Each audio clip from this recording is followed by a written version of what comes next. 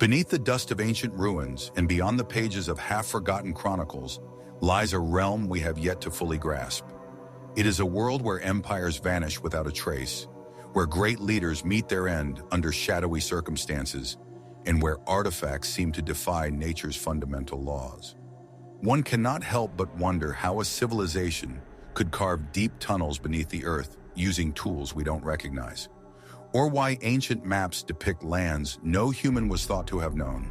And how is it possible that even today, some lives, indeed entire groups of people, simply fade into history's silent emptiness? Despite all that has been unearthed, the past holds its secrets with an iron patience. Whispers persist of lost knowledge, peculiar demises, and impossible creations. Each enigma is like a door left perpetually ajar, inviting us to ponder, to imagine, and to question everything we believe we understand. So, settle in, clear your thoughts, and let us quietly step into time's forgotten passages, where the most significant mysteries are not merely unresolved, they are waiting. In the quiet hours preceding dawn, a soft mist blankets the cold plains of the Carpathian Basin.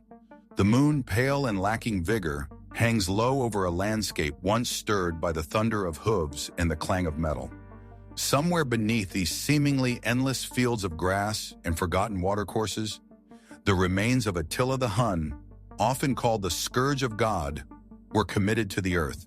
Yet no memorial marks the grave of the man who instilled terror in empires. No stone bears his appellation. Only legend endures, carried on the wind through time's shifting fogs. In the spring of 453 AD, Attila stood at the zenith of his power. His domain extended from the fringes of the Roman Empire deep into the untamed core of Eurasia. To his adversaries, he represented a figure of dread, a force akin to nature that felled cities and shattered armies. Conversely, within the sprawling encampments of the Huns, he was venerated, a leader deemed touched by deities, fated to rule the world. On the night of his death, Attila celebrated a recent marriage. His newest wife was a young woman named Ildiko, a name that hints at Gothic ancestry. The great Khan feasted late into the night, surrounded by melodies, wine, and the allegiance of his followers. As the torches sputtered low and the revelers succumbed to slumber, Attila withdrew to his sleeping chamber. He was discovered deceased the following morning. According to the Roman diplomat Priscus, who chronicled these events with an outsider's detached view, Attila had perished during his sleep. The official narrative was almost clinical. A nosebleed, they claimed, had suffocated him. Intoxicated and heavy with food and drink, Attila had failed to awaken as his own blood filled his throat. A commonplace end for a man so widely feared. Too commonplace, some would argue. There were no signs of a struggle. No visible wounds disfigured his body. His warriors, bound by ancient customs, mourned him in a ritual so shrouded in secrecy that it too has dissolved into mystery. His most trusted retainers reportedly took their own lives after interring their king to ensure no one could divulge the location of his grave. Nevertheless, questions persist like residual smoke after a battle. How could a man as potent as Attila, at the apex of his strength, die so abruptly and silently? Why would such a formidable warlord succumb to something seemingly insignificant? Some historians have proposed natural explanations.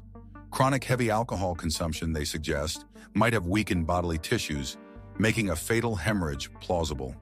Excessive feasting could have triggered an internal rupture.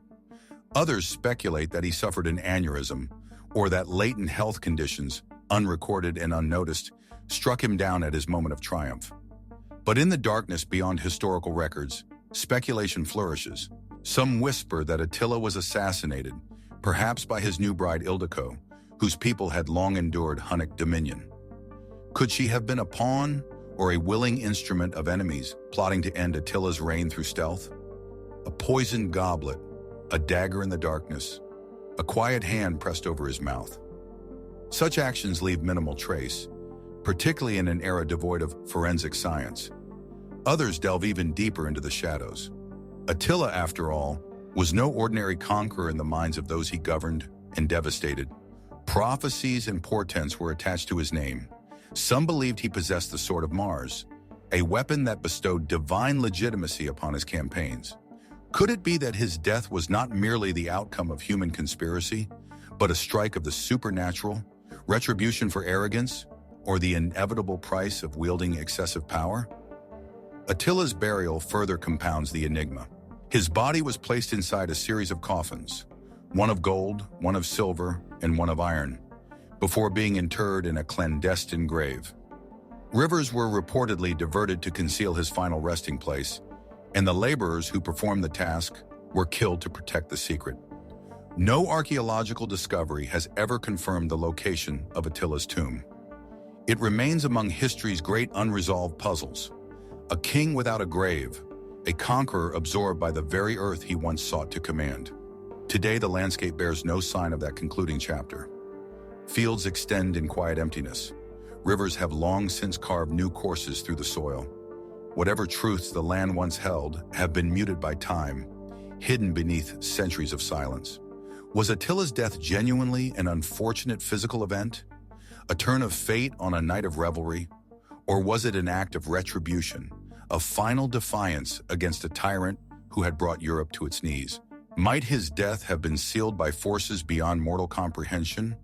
A reminder that even the greatest fall when they least anticipate it? The answers, much like the tomb of the great Khan himself, remain concealed somewhere beneath the ancient mists, awaiting a day that may never dawn. Beneath the thick emerald canopy of the Chiapas jungle in southern Mexico, ancient stones rise from the earth like forgotten memories. Here, amidst the remnants of Palenque, one of the preeminent cities of the Maya civilization, time seems to linger. Robust vines coil around weathered temples. The air is heavy with the scent of precipitation and moss. It was in this tranquil setting in 1994 that archaeologists made a discovery that would deepen the enigmas of the Maya. The tomb of the Red Queen. The sepulchre lay concealed within Temple 13, a modest structure overshadowed by the magnificence of the Temple of the Inscriptions, which houses the renowned sarcophagus of the ruler Pakal the Great. For centuries, Temple 13 had remained unassuming, its secrets hidden beneath strata of stone and soil. But when investigators finally ventured inside, they found a staircase descending into gloom, and at its end, a crypt untouched for over a millennium. The sarcophagus at the heart of the chamber was unlike anything the team had anticipated. Within it lay the skeletal remains of a woman. Her bones and the surrounding surfaces were coated in a thick layer of vivid cinnabar red dust. This mineral pigment, mercury sulfide, was highly valued by the Maya for its brilliance and symbolic significance. This striking coloration is what earned her the moniker, the Red Queen. But her identity remained unknown. The woman had been interred with extraordinary care. Alongside her were placed precious offerings, jade ornaments, pearl necklaces, and a funerary mask crafted from pieces of malachite. Such treasures indicated a person of immense importance. Yet nowhere within the tomb was her identity explicitly revealed. No inscriptions, no carved stelae, no hieroglyphic clues, only the silent testament of the grave itself.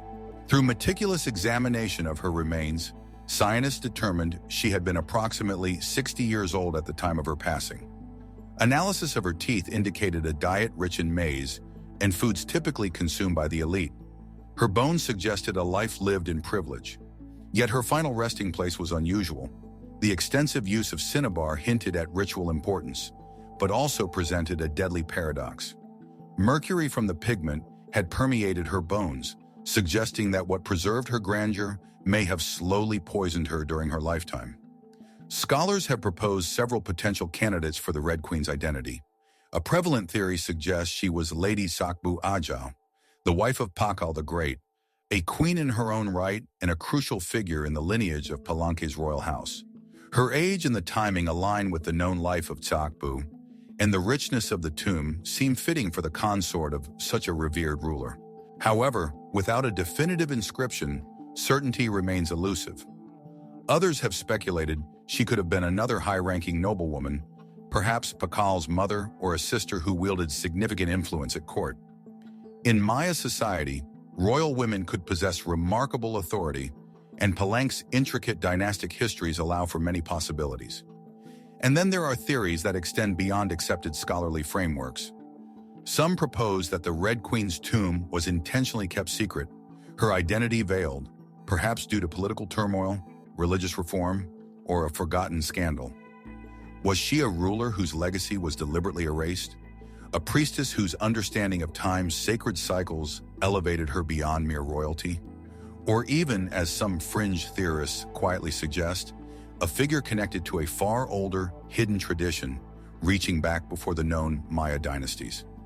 The presence of cinnabar itself raises subtle questions. Among the Maya, red symbolized life, death, and rebirth, a sacred hue associated with the east and the rising sun. Was the Red Queen covered in it as a mark of distinction, or was a deeper ritual at play? Some have even wondered if the heavy application of mercury-based pigments had symbolic purposes beyond mere color, purposes linked to transformation, the preservation of the soul, or the crossing of cosmic thresholds. Today, the tomb of the Red Queen stands as one of the most evocative discoveries in Mesoamerican archaeology. Her remains have been carefully studied, facial approximations have been created, and they have even been exhibited. Yet the fundamental mystery of her life and her death persists.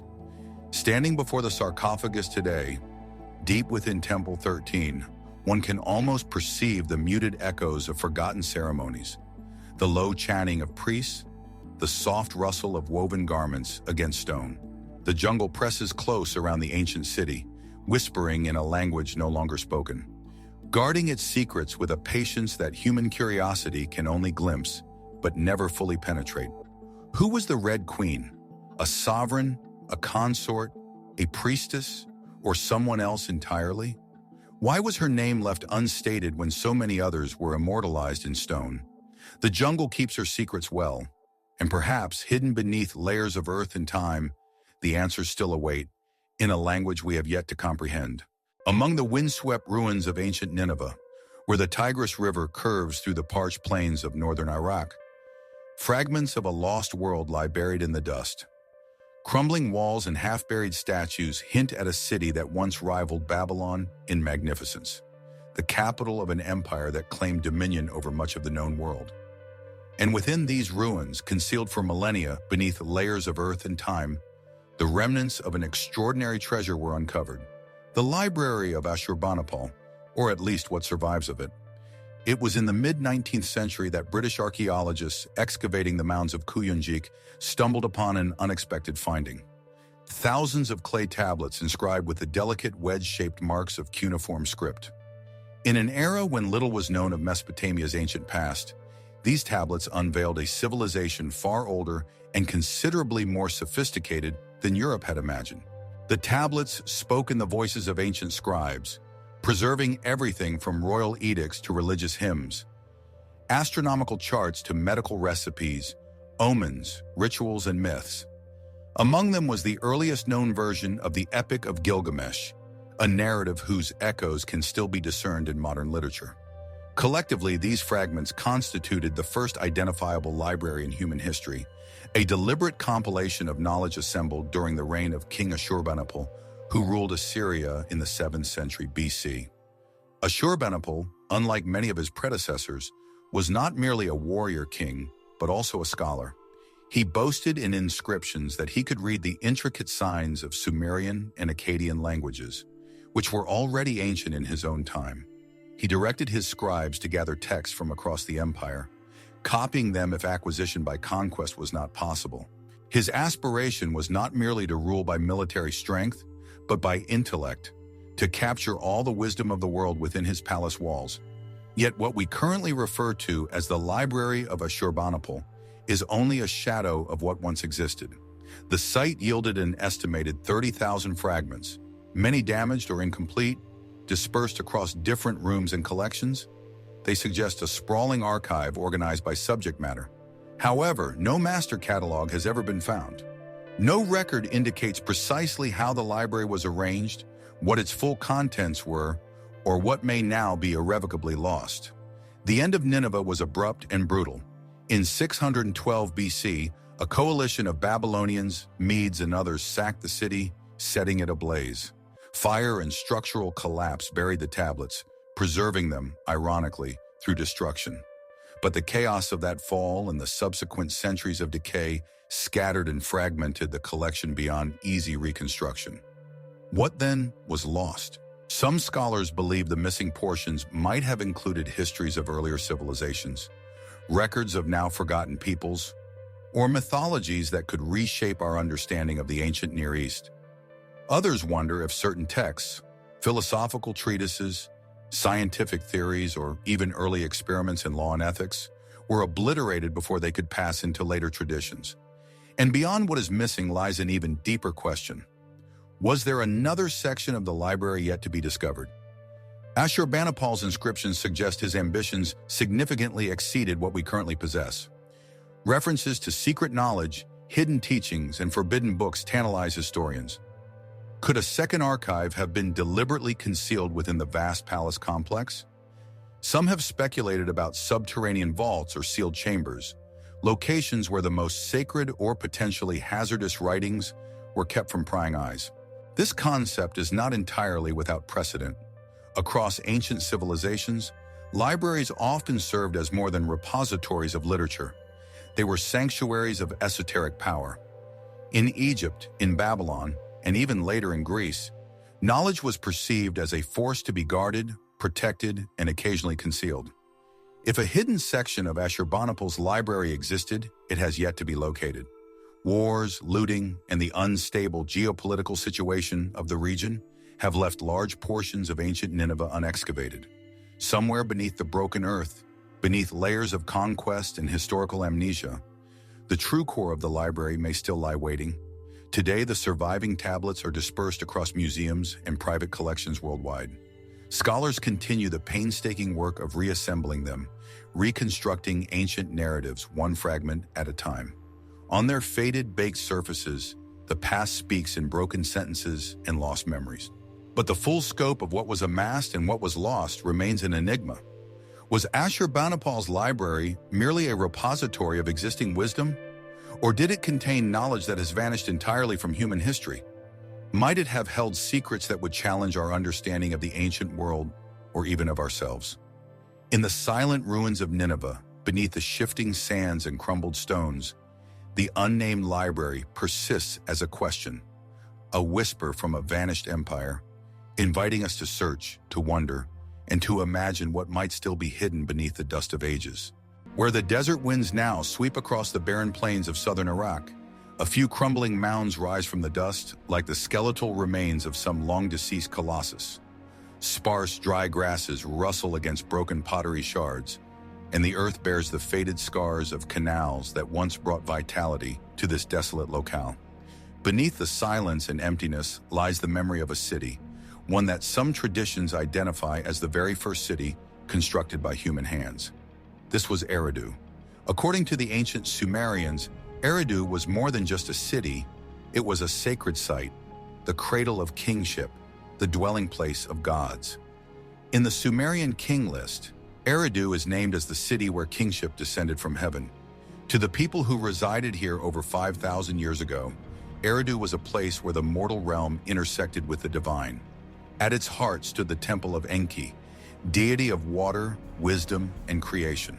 Layer upon layer of temple foundations reveal a history extending back to approximately 5400 BC, a continuous effort, generation after generation, to rebuild and enlarge the sacred precinct. Archaeologists have uncovered at least 17 distinct phases of the temple's construction, each built upon the ruins of the preceding one, like a staircase reaching backward into prehistory. Yet, despite its significance, Eridu disappeared. By around 2000 BC, the once proud city had been abandoned. Its canals dried up, its ziggurat crumbled, its fields turned to dust. And for centuries thereafter, Eridu survived only in mythology, a memory of a golden age lost to the passage of time. What became of the first city? Mainstream archaeology proposes plausible explanations. Environmental factors likely played a crucial role. As the climate changed and the region became increasingly arid, the complex system of canals that sustained Eridu's agriculture may have failed. Water, once plentiful, grew scarce. Trade routes shifted. Centers of power migrated northward toward emerging cities like Ur and Uruk, leaving Eridu to languish in the heat. Some scholars suggest that religious and political transformations also contributed. As the major city-states of Sumerian civilization rose and fell, the patronage of different deities waxed and waned. Enki's temple may have lost its central importance as other gods and other cities gained prominence. Without the spiritual and economic lifeblood that once fueled its prosperity, Eridu gradually faded into obscurity. But these explanations, while reasonable, do not encompass the entire narrative. The speed of Eridu's ultimate abandonment remains a conundrum. The city endured environmental stress for centuries before its final collapse. Why, after millennia of adaptation, did it suddenly fail? Why is there so little evidence of a gradual decline, of a city slowly diminishing, and instead the impression of a civilization simply dissolving into the desert? This gap in understanding has paved the way for more speculative theories. Some propose that Eridu was the victim of a catastrophic event, perhaps a sudden, severe drought, a devastating plague, or a political upheaval so profound that it effectively erased the city overnight. Others look to the myths themselves for clues. In the Sumerian flood narratives, precursors to later accounts like the biblical story of Noah, Eridu occupies a critical position. Could a localized flood or environmental disaster have struck the region, one dramatic enough to devastate its infrastructure and force its inhabitants to depart? More unconventional theories go even further. In some interpretations of ancient texts, Eridu is seen not merely as the first city, but as the seed of a mysterious form of knowledge, an early endeavor to bridge the gap between gods and humanity. Some alternative historians speculate that the ruins conceal traces of lost technologies, spiritual practices, or even interactions with otherworldly forces long since forgotten by conventional history. There are whispers, too, of deeper, older layers beneath the visible ruins, structures or artifacts predating known Sumerian civilization, hints of an even earlier, unknown culture. To date, no definitive evidence supports such assertions. Nevertheless, the mystery persists, fueled by the gaps in our knowledge and the sheer antiquity of the site.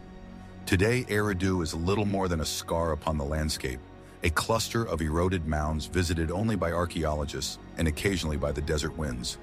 Its broken bricks and faded temples offer no clear answers. The deities who once traversed its streets have fallen silent, and yet, standing among the ruins, one cannot help but ponder what truly transpired at Eridu. Was it a slow deterioration, the inevitable consequence of time and climate? Or did some forgotten disaster, recorded only in mythological fragments, sweep the city away in a single tragic moment? Might secrets still lie buried beneath the dust, relics of a time when humanity first sought to shape the world, and in doing so left behind a mystery that resists being forgotten? The answers, like the city itself, lie hidden, waiting to be brought to light. In the rolling countryside of Suffolk, England, where green fields stretch endlessly beneath a restless sky, lies the small village of Woolpit. Today it is a place of quiet charm, with narrow lanes, thatched roofs, and the unhurried rhythms of rural existence. Yet beneath its pastoral calm, a story has lingered for centuries, a tale that has haunted the landscape. The strange account of the green children of Woolpit. It was during the 12th century, in the reign of King Stephen, that the villagers first encountered something they could neither comprehend nor forget. According to chroniclers of the era, the harvest was underway when farm laborers in the fields came upon two children, a boy and a girl, standing near the wolf pits that had given the village its name. They were alone, visibly frightened, speaking no recognizable language, and their skin, most remarkably, was green. Not the pallid hue of illness, nor the sun-bronzed complexion of outdoor workers, but a distinct, vibrant green, as though they had somehow absorbed the color of the fields around them. The villagers took them in, providing food and shelter.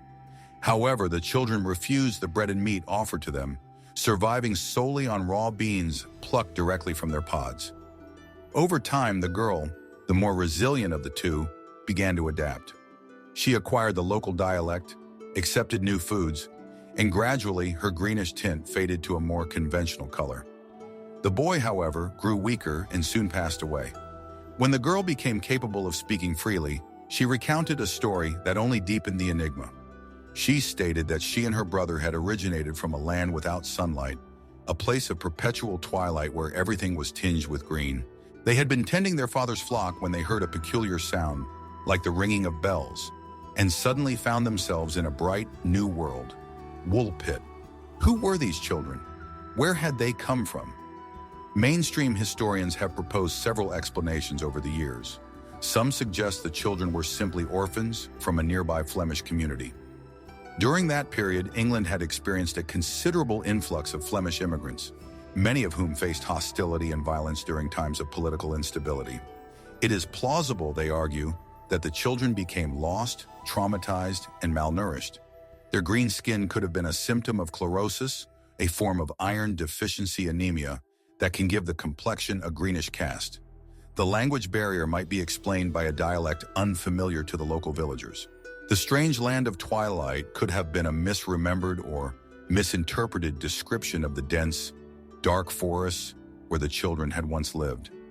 Yet even these rational theories leave questions unanswered. How did the children appear so abruptly, without witnesses or signs of travel?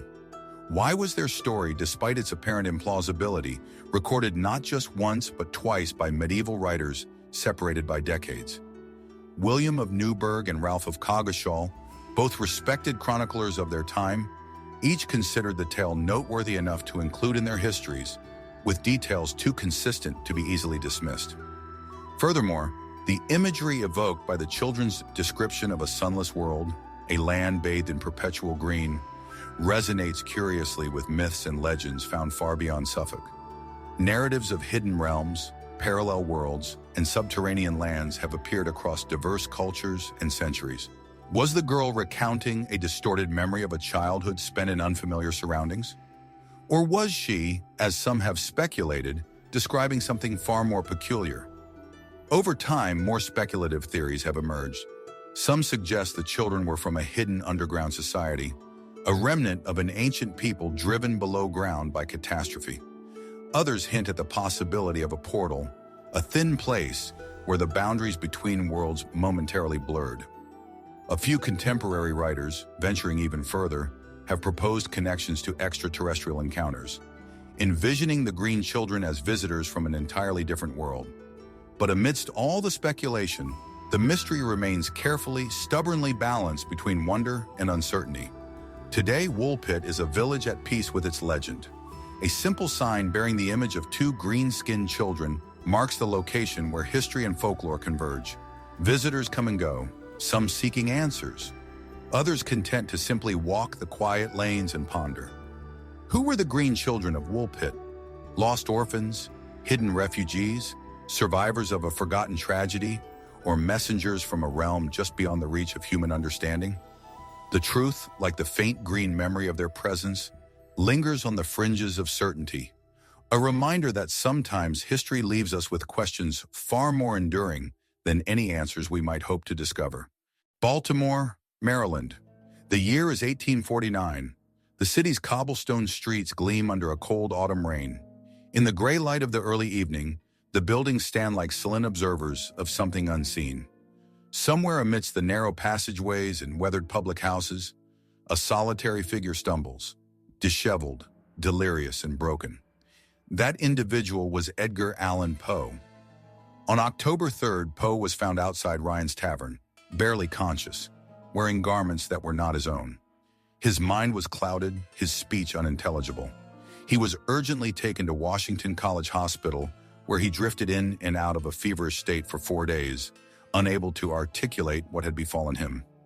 He passed away on October 7, 1849, at the age of 40, murmuring strange, fragmented words. His final moments were as enigmatic as the tales he left behind. No death certificate has survived. No medical records provide clear explanations. The official cause of Poe's death remains unknown. From the very outset, the circumstances surrounding his final days defied easy explanation. How had he arrived in Baltimore when he was supposedly en route to New York?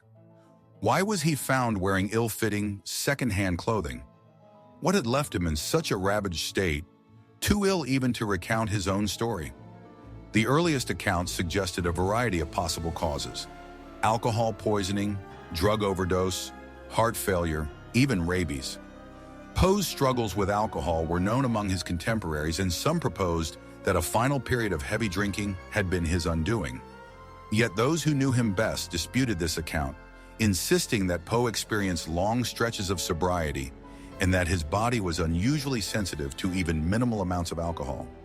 Others suggested he was the victim of a practice known as cooping, a form of election fraud prevalent in 19th century America. In this brutal scheme, unwilling individuals were kidnapped, drugged, disguised, and compelled to vote multiple times for a candidate under different aliases. Baltimore at the time was notorious for such practices. Poe, found delirious on an election day near a polling site, fit the pattern disturbingly well. But even the cooping theory leaves unsettling gaps. Why did Poe linger for days before dying? Why were his symptoms so severe? Hallucinations, fevers, incoherence? Was something more at play than simple physical abuse? In the years that followed, additional theories emerged. Some suggested that Poe suffered from undiagnosed brain lesions caused by prior injuries or genetic conditions. Others posited diabetes, epilepsy, or even a rare instance of cholera contracted during his travels. A more recent hypothesis proposes he was a victim of carbon monoxide poisoning or heavy metal exposure, both common yet poorly understood hazards in mid-19th century urban life. Yet none of these theories can fully account for all the details recorded during those final fragmented hours. And then there are the more speculative, unsettling possibilities. Some have whispered of darker forces at work, foul play orchestrated by enemies, betrayal by acquaintances. Poe's life was marked by poverty, loss, and bitter rivalries. Was he targeted by someone with a motive to silence him, either personally or professionally? His work had garnered admiration, but also envy and scorn. His sharp criticisms of literary figures had created adversaries among the influential. Could his death have been more than a tragic accident, a deliberate erasure? Others, extending beyond the limits of historical analysis, have pointed to Poe's own writings as eerie premonition. His stories focused obsessively on premature burials, madness, and the thin veil between life and death. Was there, in his final days, a collapse of the boundaries separating fiction and reality? A descent into the very horrors he so vividly imagined? Or was it perhaps simpler and sadder, the final chapter of a man who had wandered too far into the shadows of his own mind, let down by a world that had never truly understood him? Today, the resting place of Edgar Allan Poe is marked by a modest grave in Westminster Hall in Burying Ground, not far from the site where he passed away. Visitors leave coins, roses, and small mementos, gestures of remembrance for a man whose genius still resonates through literature's corridors. Yet the true circumstances of his death remain a closed volume, a mystery as complex and haunting as any he ever composed. What genuinely happened to Edgar Allan Poe in those final, fog-shrouded days? Was it illness, misadventure, malice, or something that cannot be precisely named? The city of Baltimore, the dimly lit taverns, the rain-soaked streets, all keep their secrets well. And perhaps, as with the darkest of Poe's own tales, the truth is intended to remain just out of reach, concealed behind a veil of uncertainty that not even time can lift. In the quiet hills of Zhejiang province in eastern China, a mystery lies concealed beneath the earth, a secret that remained untouched by history books, unknown even to the residents living directly above it. Here near the small village of Xi'an Bay, ponds dotted the landscape for centuries, presumed to be nothing more than natural pools. But in 1992, villagers decided to drain one of these ponds. What they discovered astounded the world. Beneath the water's surface was not a natural depression, but the entrance to a vast, meticulously carved cave. Walls were perfectly chiseled, ceilings soared overhead, and stone pillars were left in place to support the structure, all crafted with a precision that defied simple explanation. And this was not an isolated chamber. As more ponds were drained, more caves were uncovered, eventually revealing a sprawling network of at least 24 hand-carved underground caverns, covering an estimated 30,000 square meters. Each was immense, symmetrical, and decorated with a distinctive pattern of parallel lines etched carefully across the walls and ceilings, as if deliberately left by the ancient artisans who shaped them. The Longyou Caves, as they came to be known, present a mystery that remains unresolved to this day. Who carved them? When? And for what purpose? Mainstream studies have offered some initial points of analysis.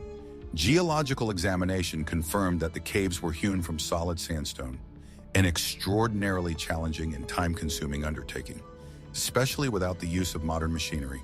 Across the vast expanse of Egypt's western desert, where the horizon dissolves beneath the shimmering heat and dunes extend like solidified waves, silence reigns supreme. The sand here is ancient, molded by winds that have swept across these empty plains for millennia.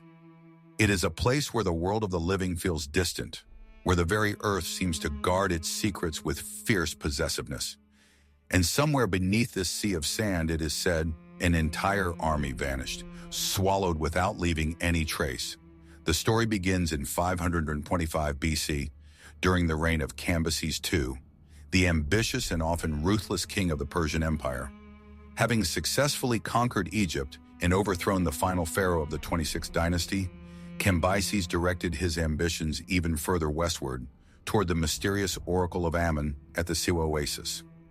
In ancient times, this oracle held great reverence, a place where deities were believed to utter responses to those who dared to seek them.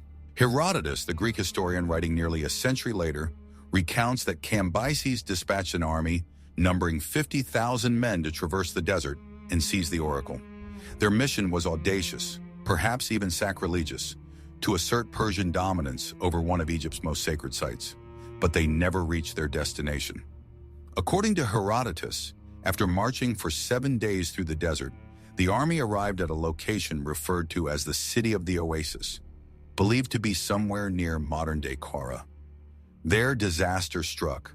A sudden and violent sandstorm, a simoom wind, engulfed them. It was a wall of dust and ferocity so overwhelming that the soldiers were buried alive, entombed forever beneath the shifting dunes. No survivors, no wreckage, no evidence remained. For centuries, the narrative of Cambyses' lost army persisted as legend, an ancient cautionary tale illustrating the arrogance of rulers and nature's unforgiving power. But whether it was pure myth or grounded in reality has remained one of history's most compelling questions. Modern archaeologists and historians have attempted to reconstruct the possibilities. Some contend that Herodotus, while often regarded as the father of history, was also a compiler of folklore, and that his account might represent a dramatized retelling of a smaller, less catastrophic event, perhaps a detachment getting lost rather than an entire army. Others suggest that logistical failures, insufficient water, poor navigation, or internal discord doomed the expedition long before any sandstorm arrived. Recent explorations of Egypt's western desert have uncovered remnants of ancient settlements and caravan routes, indicating that passage through the desert, though hazardous, was feasible with careful planning. Yet no definitive traces of Cambyses' forces, no mass graves, no Persian weaponry, no standards or armor have yet been found. And this absence invites more speculative theories. Could the army have simply strayed off course, disoriented by the vast monotony of the landscape, and perished far from their intended path? Could they have been attacked and defeated by desert tribes whose victory was never recorded? Or, as some have whispered, could they have stumbled upon something they were never meant to find, something sacred, something forbidden, and been eliminated not by accident, but by design? In 2009, 2 Italian archaeologists, Angelo and Alfredo Castiglioni, claimed to have found evidence of the lost army, fragments of bronze weapons, a Persian-style arrowhead, and pieces of horse harnesses buried near an ancient caravan route. Their findings generated international excitement and debate. Critics argued that while the artifacts were intriguing, they did not constitute conclusive proof of the army's fate, and that centuries of trade and migration across the desert could easily account for such isolated relics. Still, the notion that the desert itself might yet surrender its dead, that beneath the sands the bones of thousands of soldiers lie waiting, continues to capture the imagination. Today, standing amidst the barren majesty of the western desert, one can almost perceive the echoes of that lost expedition, the shuffle of sandals on cracked earth, the creak of leather armor, the distant rising howl of the desert wind. The sands shift without end, concealing and revealing the past in a slow, indifferent rhythm. What truly became of Cambyses' army? Were they undone by nature's unforgiving hand, victims of an unseen enemy, or casualties of a story that grew in the telling? Somewhere out there beneath the sun-baked dunes, the answer may still lie hidden, awaiting the day when the desert, ever patient, decides to reveal its secret. In the hushed halls of the Egyptian Museum in Cairo, behind glass in an aura of deep silence, lies a sight unlike any other. Amidst rows of carefully preserved pharaohs and nobles, dignified in their golden wrappings, rests a figure whose very presence seems to disrupt the quiet order of death. A body twisted, contorted, mouth agape in what appears to be an eternal, soundless scream. This is unknown man E. Unlike his fellow mummies whose faces display serene, almost peaceful expressions, unknown man. He was preserved in a state of frozen agony. His head is thrown back, his lips pulled taut over exposed teeth, eyes forever closed against whatever terror overcame him. His body, too, defies expectations. Wrapped not in the fine linens reserved for royalty, but in sheepskin, a material the ancient Egyptians considered ritually impure. He was discovered in 1886, interred hastily in the Deir el-Bahari cache, alongside dozens of other royal mummies reburied to safeguard them from tomb robbers. But unknown man E stood apart. His burial lacked ceremony, his wrappings were crude and hurried, his identity was unmarked. No cartouche, no inscription, only the scream. Who was this man? And what fate befell him to leave behind such a haunting countenance? Initial examinations suggested a violent demise. Some theorized poisoning, perhaps even burial alive. The unnatural posture of his body, arms and legs bent awkwardly, mouth wide open, hinted at a death filled with suffering. The sheepskin shroud, so out of place among the rich burial practices of ancient Egypt, suggested he was cursed, condemned, or at the very least, disgraced. In time, more detailed studies were conducted. CT scans and forensic analyses revealed that structurally, unknown man E's body was intact. There was no obvious trauma, no broken bones, no signs of a fatal blow. It seemed he had not been murdered in the conventional sense. Some researchers suggested that a rapid death, possibly by poisoning, had caused a spasm at the moment of death, preserving the final contorted scream in his mummified form. As Egyptologists delved deeper into the mystery, theories about his identity began to emerge. One compelling hypothesis points to Pentower, the son of Pharaoh Rameses III, a prince who conspired against his own father in what became known as the Harem Conspiracy. Ancient judicial documents recount a trial, a conviction, and the decreed execution or forced suicide of those involved. Pentower, it is said, took his own life, perhaps through poison. Could unknown man E be this disgraced prince, denied an honorable burial, wrapped in the hide of a sheep to signify his shame? The pieces seem to align, yet the evidence remains circumstantial. DNA tests have indicated that unknown man E shares a genetic relationship with Rameses III, potentially as a son, but definitive identification remains elusive. Was it Pentower or another royal traitor lost to history? And the questions do not end there. Why such a hurried, dishonorable burial when even convicted conspirators were often granted proper rights? Why was he placed among the other royals rather than isolated or discarded as a criminal?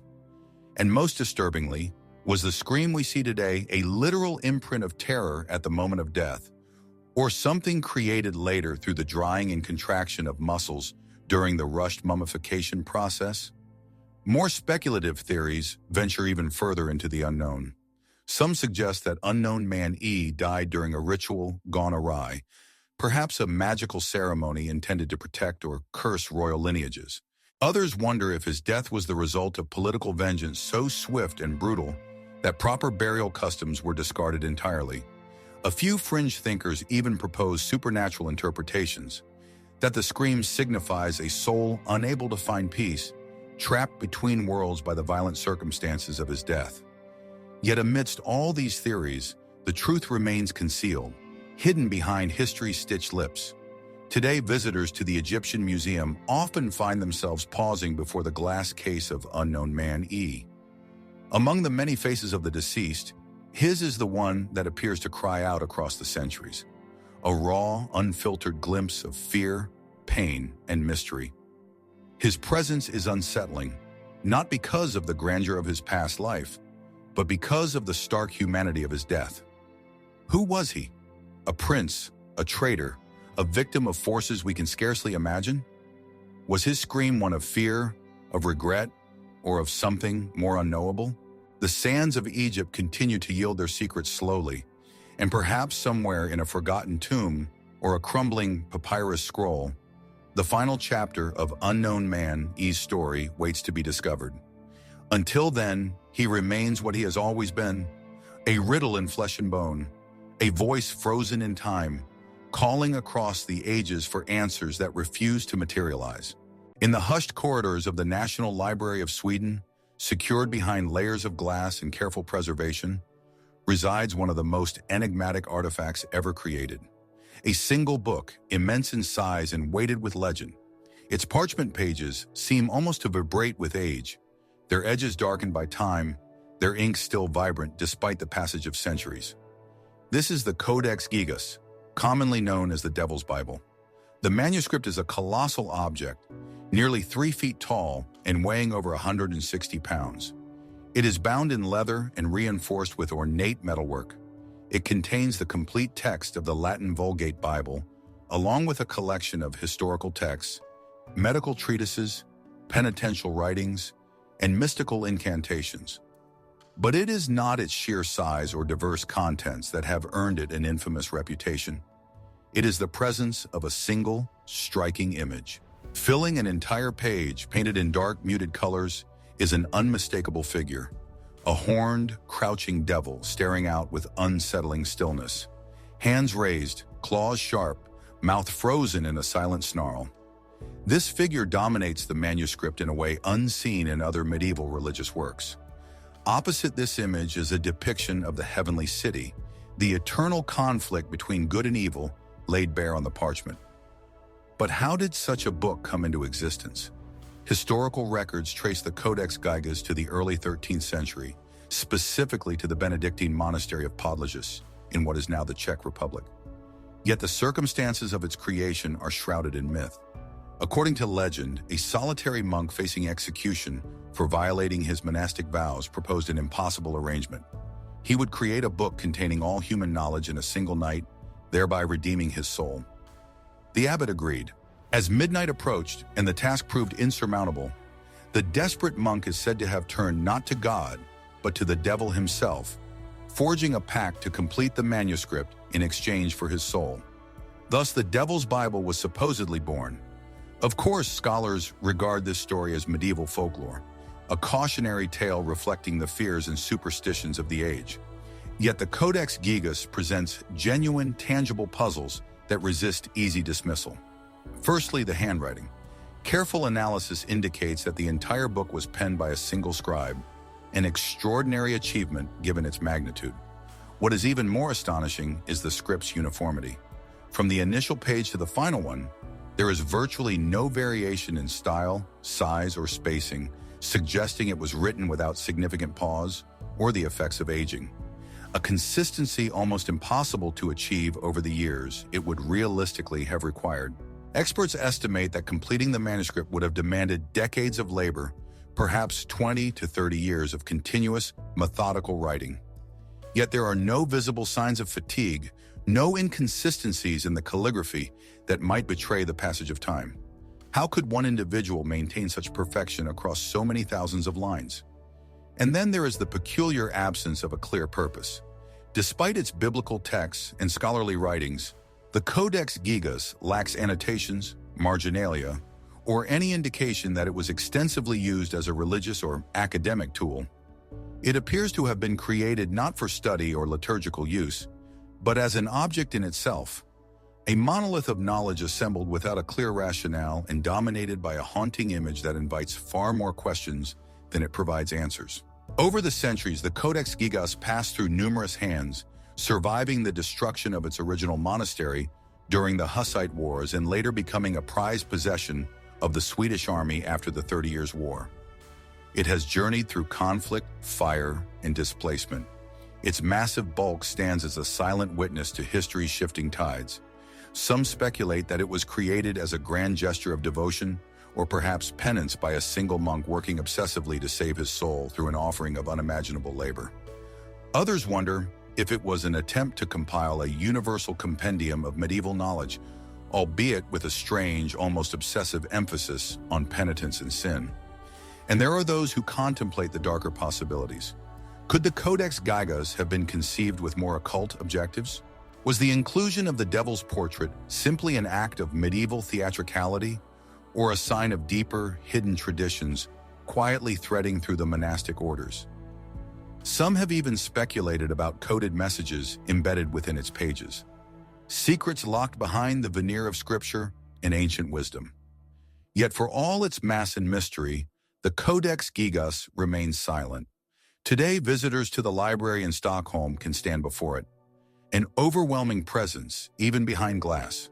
The pages, when opened, seem almost to breathe. The image of the devil still confronts the viewer with a terrible, quiet power, unchanged after 8 centuries. Who truly created the Codex Gigas? Was it the solitary labor of a penitent monk, the desperate work of a soul bargaining with forces beyond understanding, or something still more unusual?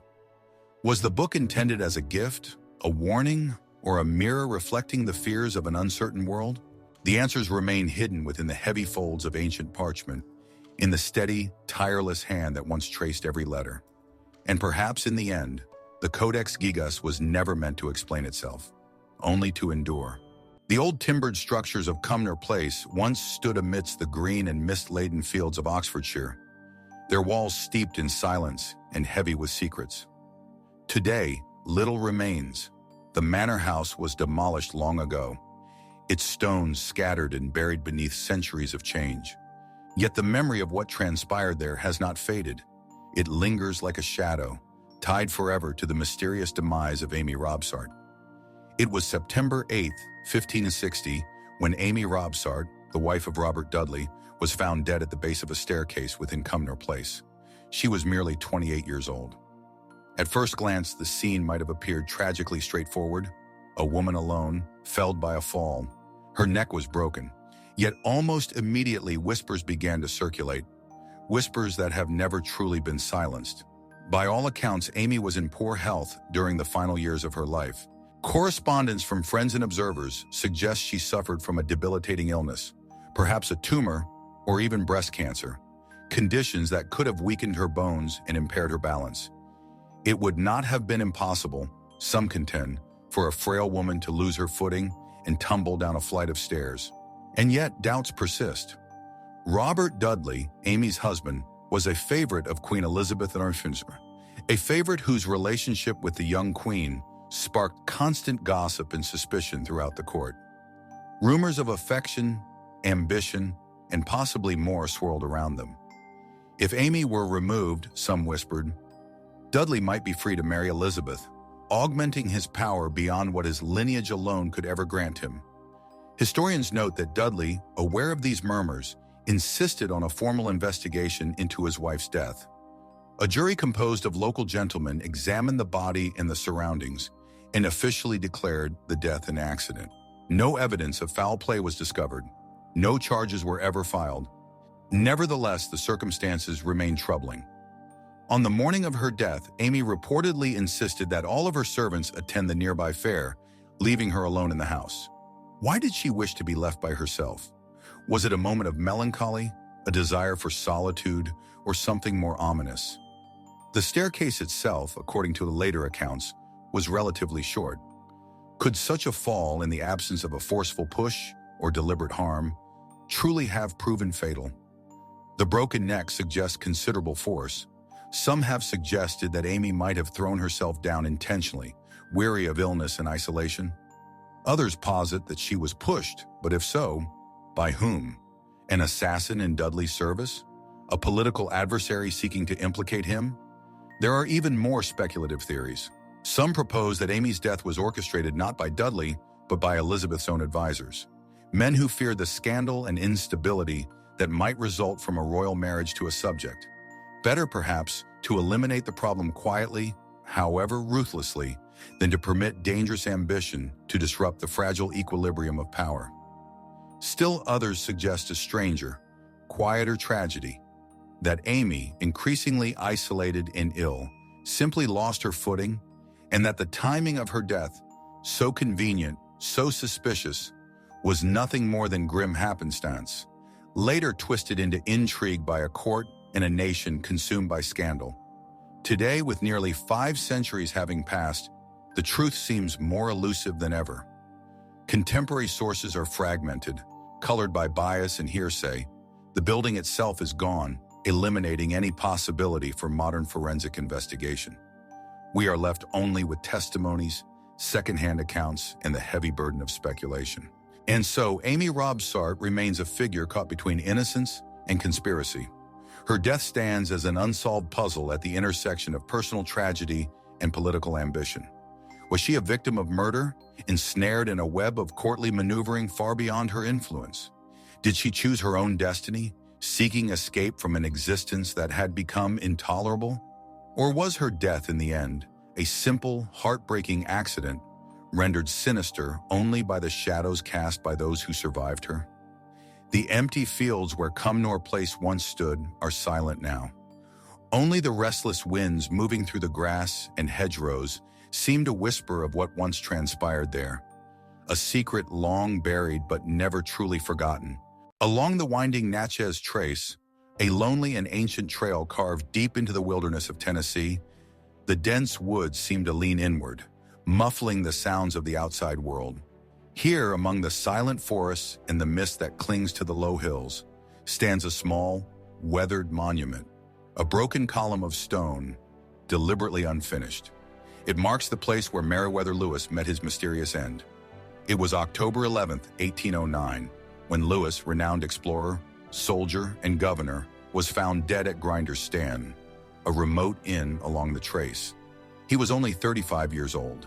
His body bore gunshot wounds, one to the head, another to the abdomen. His death, recorded in the sparse language of the time, was ruled a suicide. But even in those initial confused hours, questions arose. Questions that have never truly been answered. By every measure, Meriwether Lewis was a man who had shouldered the weight of a young nation's aspirations. As co-leader of the celebrated Lewis and Clark expedition, he had mapped the vast unknown territories of the American West, charting rivers, establishing relationships with indigenous peoples, and returning with detailed accounts of the continent's hidden wonders. His name was synonymous with exploration, courage, and discovery. Yet in the years following his triumphant return, Lewis's life seemed to unravel. As governor of the Louisiana Territory, he struggled with political adversaries, financial difficulties, and periods of deep depression.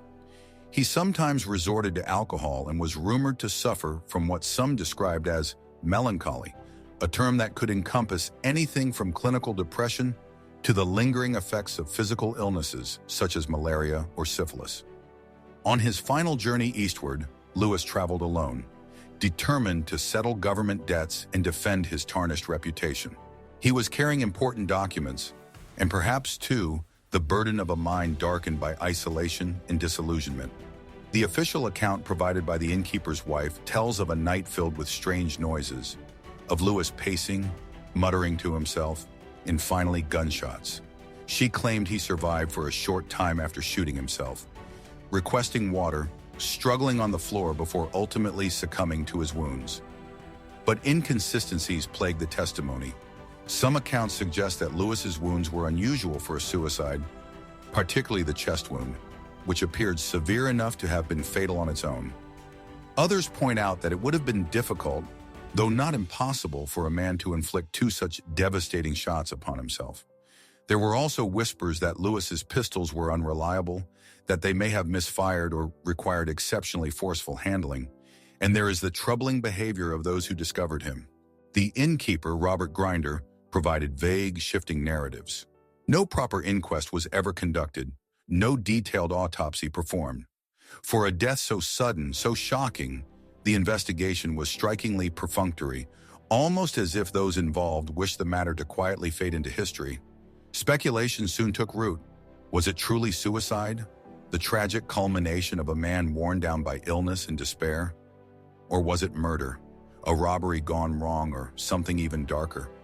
Some theorists suggest that Lewis's political enemies, angered by his outspoken defense of land claims and federal interests, might have arranged his death.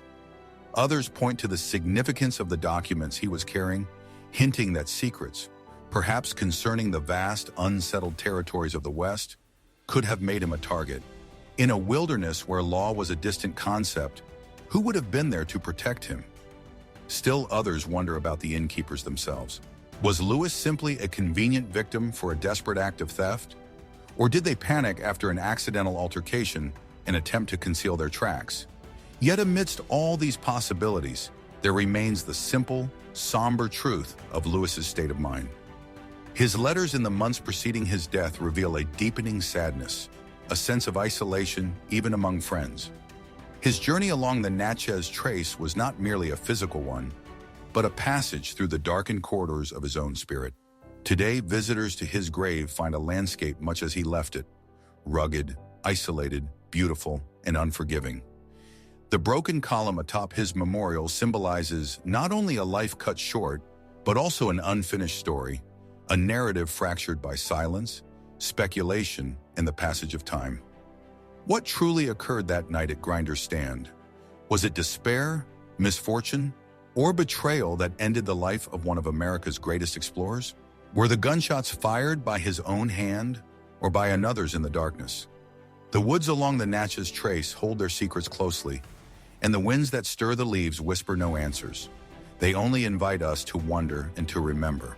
In the glass displays of quiet museums across Europe, small, intriguing objects rest under soft pools of light. Cast in bronze, sometimes hollow, sometimes showing slight traces of corrosion, they resemble tiny, intricate sculptures from a bygone era. They are shaped like 12-sided polyhedra, precise, geometric, each face bearing a round hole of varying size, and at every corner, a small sphere. These are the Roman dodecahedrons. Over 100 of these enigmatic artifacts have been found scattered across what were once the furthest reaches of the Roman Empire. In Britain, in Gaul, in the lands along the Rhine and the Danube. No two are exactly alike. They range in size from a few centimeters to larger forms that fit easily within a human hand. Some appear rough and utilitarian. Others are elaborately decorated with patterns and fine craftsmanship. And yet, for all their careful construction, their purpose remains utterly unknown. No surviving Roman text mentions them. No carvings depict their use. No inscriptions explain their meaning. They exist in silence. Objects without a name, without a clear function, without a historical anchor. What, then, were they? Over the years, scholars and amateurs alike have proposed a range of theories. Some suggest they were instruments of war, perhaps used to calibrate the trajectories of ballistae or catapults, devices whose complex mechanisms might have required precise measurements. Others posit they were gauges for measuring the diameter of pipes or for other engineering purposes, although no standardization in hole size supports this idea. Another theory imagines them as agricultural tools, perhaps for determining optimal planting times based on astronomical observations. Their discovery in northern provinces, where the Roman Empire faced harsher climates and greater agricultural challenges, seems to offer some faint support for this possibility. Could the dodecahedrons have been practical tools for farmers, devices whose knowledge was passed down through use rather than through written instruction? Still others point toward religious or mystical purposes. Some of the dodecahedrons were found among grave goods, suggesting a ritual significance. Their perfect symmetry, their enigmatic form, could have symbolized cosmic or spiritual concepts, their true meaning understood only by an initiated few. Could they have been relics of a mystery cult? Instruments and rites now lost to history? Were they objects of power representing the movements of the heavens, the balance of the seasons, or the hidden geometry of the universe? There are even more speculative suggestions. Some believe the dodecahedrons were gaming devices, ancient precursors to dice, or instruments for casting lots. Others imagine them as holders for candles, though the lack of soot and their often delicate construction argues against heavy use as lighting tools. A few have ventured theories that approach the fantastical, that they were surveying instruments for lost Roman technologies, or even relics from contact with other unknown civilizations. But amidst all these ideas, the evidence remains stubbornly incomplete. The contexts in which the dodecahedrons have been found vary greatly. Some were discovered in hoards alongside coins and jewelry. Others lay hidden among the remnants of military camps or civilian settlements. None were found in the great centers of Roman civilization, Rome itself, or the wealthy cities of the Mediterranean, but rather on the fringes in the misty, contested lands of the empire's edge. This geographical detail has led some to speculate that the dodecahedrons were local inventions rather than products of Rome's central authority, artifacts born of a cultural synthesis between Roman knowledge and the practices of indigenous tribes. If so, then their secret might reside not in Roman records, but in the silent traditions of peoples who left no written histories of their own. Today, the Roman dodecahedrons remain objects of fascination and frustration. Modern recreations, experiments, and computer simulations have attempted to reverse engineer their function, but no theory has yet gained universal acceptance. In their quiet, unassuming way, they stand as reminders that even within one of the most thoroughly studied civilizations of the ancient world, mysteries persist. Stretching across the arid landscapes of the Middle East, from the rocky plateaus of Jordan to the windswept deserts of Syria and Saudi Arabia, strange, faint lines become visible from the sky. They trace patterns across the earth, silent and immense, their designs undetectable to anyone standing at ground level. Only when viewed from above do they reveal their full shape. Vast, ancient structures resembling enormous kites. They are known today as the desert kites. First documented by pilots flying over the region in the early 20th century, these mysterious stone constructions immediately sparked curiosity. Long, low walls, some extending for hundreds of meters, stretch out in converging lines that lead into enclosures or pit traps. In many instances, the shapes resemble a wide funnel tapering into a point, like the tail of a kite trailing behind it. But who built these structures, and for what reason?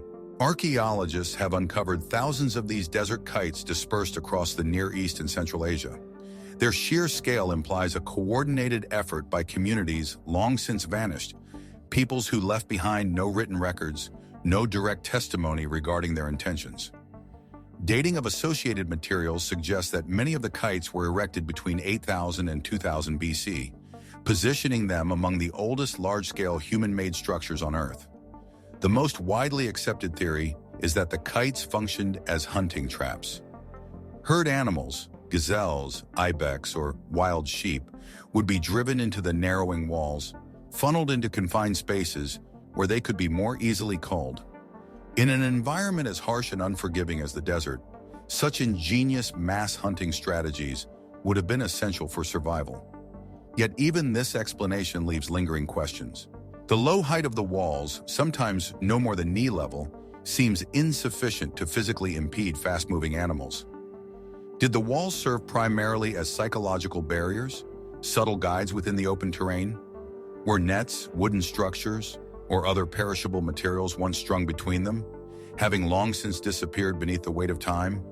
And beyond their practical function, the scale and complexity of the kites suggest a level of social organization that challenges earlier assumptions about prehistoric desert communities. Coordinating the construction and utilization of such massive structures would have necessitated leadership, planning, and cooperation on a scale comparable to much later agricultural societies. Could the desert kites hint at an early, forgotten phase of social development? A moment when humans, still largely nomadic, began to collaborate in ways that foreshadowed the rise of cities and civilizations? There are also more unconventional theories. Some have speculated that the kites served ritualistic purposes, that the great hunts were not merely economic activities, but sacred ceremonies integrated with the spiritual life of ancient peoples. In this perspective, the kites were not just traps, but theaters of life and death, places where the fate of animals and humans became interwoven into a broader cosmological drama. Others have suggested that the structures held astronomical significance. Could the orientation of the kites align with specific celestial events, much like other ancient monuments found globally? Could they represent forgotten calendrical systems integrated into the fabric of daily survival? A more fringe concept proposes that the desert kites were not designed for hunting at all, but served as early territorial markers, boundaries of influence, or even primitive communication systems, visible only from elevated vantage points or distant hills. Despite decades of study, no single interpretation has resolved all the mysteries they present. Satellite imagery continues to reveal new kite formations, many located in regions too remote or hazardous for proper excavation. Each new discovery raises further questions. Why do some areas contain dozens of kites while others remain devoid of them? Why do the designs vary so considerably in complexity and form? Were they utilized for centuries or abandoned after only brief periods? Today, standing in the desert amidst the broken stones and faded lines, it is difficult to envision the scenes that once unfolded here. The calls of hunters, the stampede of frightened herds, the ancient strategies passed down through generations, all have been absorbed by the silence of time. What remains is only the outline, the whisper of an idea carved into the earth. The shadow of lives lived beneath vast, unforgiving skies. Were the desert kites tools for survival? Testaments to human ingenuity against nature's harshness? Were they sites of ritual, rich with meanings now beyond our comprehension? Or do they hint at an even deeper story, a chapter of human history still waiting to be fully uncovered beneath the shifting sands? For now, the desert kites remain, as they have for thousands of years, vast, quiet, inscrutable, perhaps calling out to those who still dare to ask the questions the desert itself learned long ago to keep. Beneath the shifting sands of Saqqara, Egypt's ancient necropolis, lies a labyrinth few have ever seen. Carved deep into the bedrock, dim corridors extend into darkness, their silence heavy with the weight of centuries. Here, among the narrow tunnels and chambers, immense stone boxes rest, colossal sarcophagi, each cut with a precision that seems almost beyond comprehension. This is the Serapeum of Saqqara.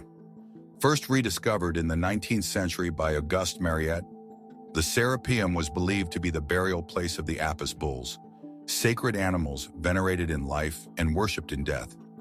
The Apis cult, connected to the god Ptah and later associated with Osiris and Serapis, thrived for over a millennium, its rites woven into the spiritual fabric of ancient Egyptian society. Yet the sarcophagi themselves defy easy understanding. Each one is carved from a single block of granite or basalt, weighing between 60 and 80 tons.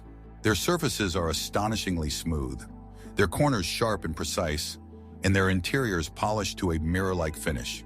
The lids alone, some weighing as much as 30 tons, fit so perfectly that not even a razor blade could easily slide between the seams. How were these massive sarcophagi transported through the cramped, twisting tunnels of the Serapeum? What techniques did ancient engineers employ to carve, move, and position stones of such impossible scale with such remarkable finesse? Mainstream archaeology offers some explanations. It is believed that the sarcophagi were quarried in Aswan, hundreds of miles to the south, and transported along the Nile using boats and sledges. Workers would have used simple copper tools, sand, and immense patience, employing techniques refined over centuries of monumental construction. Once at Saqqara, ramps, levers, and raw manpower would have been used to maneuver the boxes into their final resting places. And yet, doubts persist. The precision of the craftsmanship appears to exceed what soft copper chisels and basic techniques could easily achieve, particularly when working with hard granite. Some Egyptologists acknowledge that while the ancient Egyptians possessed remarkable skill, the exact methods used to polish and perfect the sarcophagi interiors remain unclear. No detailed ancient texts describing these techniques have survived, leaving room for wonder and speculation. Moreover, the intended purpose of these giant sarcophagi raises further questions. Many of the boxes are empty. Few inscriptions adorn their massive surfaces. While some were indeed associated with Apis bull burials, the sheer number, size, and effort involved suggests that more may have been at stake than the burial of animals alone. Were the sarcophagi truly intended for the sacred bulls, or was there a deeper, now forgotten purpose? Alternative theories have emerged over the years. Some researchers propose that the Serapeum predates the Apis cult burial practices and that the sarcophagi were repurposed, their original function lost to time. Others suggest that the boxes were not tombs at all, but rather had a ritualistic, technological, or even symbolic function linked to lost knowledge of vibration, sound, or energy. The mirror-like polish inside the boxes, the careful shaping, and the hermetically sealing lids, they argue, all hint at a purpose far more complex than mere storage of earthly remains. More speculative theories venture even further. Could the Serapeum have been part of a now-vanished phase of civilization, one whose engineering capabilities have been forgotten? Were the boxes designed for unknown rituals capable of influencing the body, the spirit, or even the surrounding environment? Some fringe researchers even entertain the possibility that the sarcophagi were intended as containment vessels, not for bodies, but for something else entirely. Of course, such theories remain outside the realm of accepted academic discourse. Yet the mystery persists, fueled by the undeniable craftsmanship and the immense effort invested in creating something so enduring, so exact, and yet so enigmatic. Walking the silent tunnels today, the weight of the stone above and around presses in like the memory of an ancient, unsolved riddle. The polished black surfaces reflect the dim light in strange, ghostly patterns. Each giant sarcophagus seems less like a simple box and more like a monument to something lost, an idea, a belief, a knowledge buried deeper than stone. What truly motivated the creation of the Serapeum's giant sarcophagi? Was it devotion, ingenuity, or something that modern understanding has yet to grasp? Were they simple tombs or silent witnesses to a forgotten chapter of human history? The answers, like the heavy lids of the sarcophagi themselves, remain sealed, and the Serapeum, quiet and enduring beneath the sands, continues to guard its secrets, inviting us only to wonder. In the vast emptiness of Egypt's western desert, where the golden sands stretch unbroken to the horizon, there is a place where time itself seems to blur. Beneath the fierce sun, among rocky outcrops and dry valleys, ancient bones lie exposed, not of humans, nor of the desert's modern creatures, but of something far stranger. Massive skeletons of whales, some 40 million years old, emerge from the earth like the ruins of some forgotten race of giants. This is Wadi al-Hitan, the Valley of the Whales. At first glance, it seems almost impossible. The bones are not fragmented or shattered by time.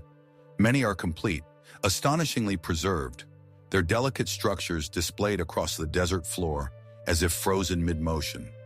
Ribs arch into the empty sky, vertebrae sprawl across the sand, and massive jawbones lined with ancient teeth hint at creatures both familiar and alien. How could whales, creatures of the open ocean, come to rest here, hundreds of miles from the nearest shore, in the heart of a lifeless desert? Science offers an explanation, at least in part. During the Eocene epoch, roughly 40 to 50 million years ago, this barren region was covered by a vast, shallow sea. It was a world teeming with early forms of marine life, a place where ancient whales, not yet the fully aquatic behemoths we know today, swam and hunted in warm waters. The remains at Wadi al-Hitan tell the story of that distant age, of creatures like Basilosaurus and Derudin, whales with long, serpentine bodies, small hind limbs, and rows of sharp teeth. These species represent a crucial chapter in the evolution of whales, a moment when mammals, having returned to the water, still bore the anatomical remnants of their land-dwelling ancestors. Yet mysteries linger, layered among the bones. Why are so many skeletons so well preserved, lying as if they died in place, untouched by the chaos that usually scatters and destroys remains over such unimaginable spans of time? Why do some show signs of violent death, with bite marks and broken bones, while others seem to have simply drifted to the sea floor in silent extinction? And then there are even stranger anomalies. Some of the fossils at Wadi al-Hitan include remains of whales with unusual deformities, creatures whose bones grew twisted, malformed, or incomplete. Was this the result of genetic mutations, a population under stress from environmental changes? Or were these early whales facing pressures, predators, or catastrophes that left marks not just on individuals, but on entire generations? Mainstream geology and paleontology offer plausible explanations. Shifting sea levels, changing climates, and evolving ecosystems could have created the conditions necessary both for mass deaths and for the extraordinary fossilization that preserved the valley's secrets. Sediments rich with minerals would have buried the remains rapidly, sealing them away from decay. And yet the concentration of so many complete skeletons in such a remote and unlikely location continues to invite deeper wonder. Some researchers have speculated about localized die-offs, perhaps due to toxic algal blooms or sudden changes in salinity that could have devastated marine life. Others suggest that the valley once lay along a migration route, a place where vulnerable populations gathered seasonally, only to fall victim to catastrophic events. There are even more speculative ideas. Might ancient magnetic anomalies, gravitational shifts, or other subtle forces have played a role in steering these creatures toward their fate? Could the very landscape itself, long before it became desert, have harbored features now erased by time? Features that shaped the life and death of these early whales in ways we have yet to understand. And there is the profound mystery of the transition the fossils represent, from land to sea, from legs to fins, from breathless sprints across ancient plains to the slow, weightless drifting of the deep. What unknown paths, what lost worlds, lie between the skeletons scattered across Wadi al-Hitan and the whales that roam the oceans today? Today, the Valley of the Whales is a UNESCO World Heritage Site, protected as a place of extraordinary natural history. Yet, to walk among the silent bones is to feel something more than scientific curiosity. It is to step into a story so vast, so ancient, that it slips beyond the grasp of easy understanding. The sun blazes overhead, the winds whisper across the sand, and the great bones of the whales, bathed in golden light, lie still. A reminder of a time when this desert was an ocean, and of mysteries that stretch back not just thousands, but millions of years. What happened here at the end of the ancient sea? What forces shaped the creatures who swam these vanished waters? And what remains yet to be uncovered beneath the sands? The Valley of the Whales keeps its secrets, as it has for eons, waiting patiently for those who still seek to listen. In the dusty vaults of the National Museum of Iraq, amidst relics of ancient civilizations and empires long fallen to silence, sits an object that seems oddly out of place. It is simple in appearance, a small clay jar sealed with asphalt, containing a corroded copper cylinder, and inside that, an iron rod. At first glance, it could easily be mistaken for an ordinary storage vessel forgotten by time.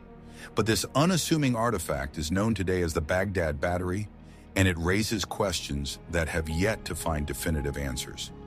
The artifact was unearthed in the 1930s near modern-day Baghdad, among the ruins of an ancient village believed to date back to the Parthian period, around 250 BC to 224 AD.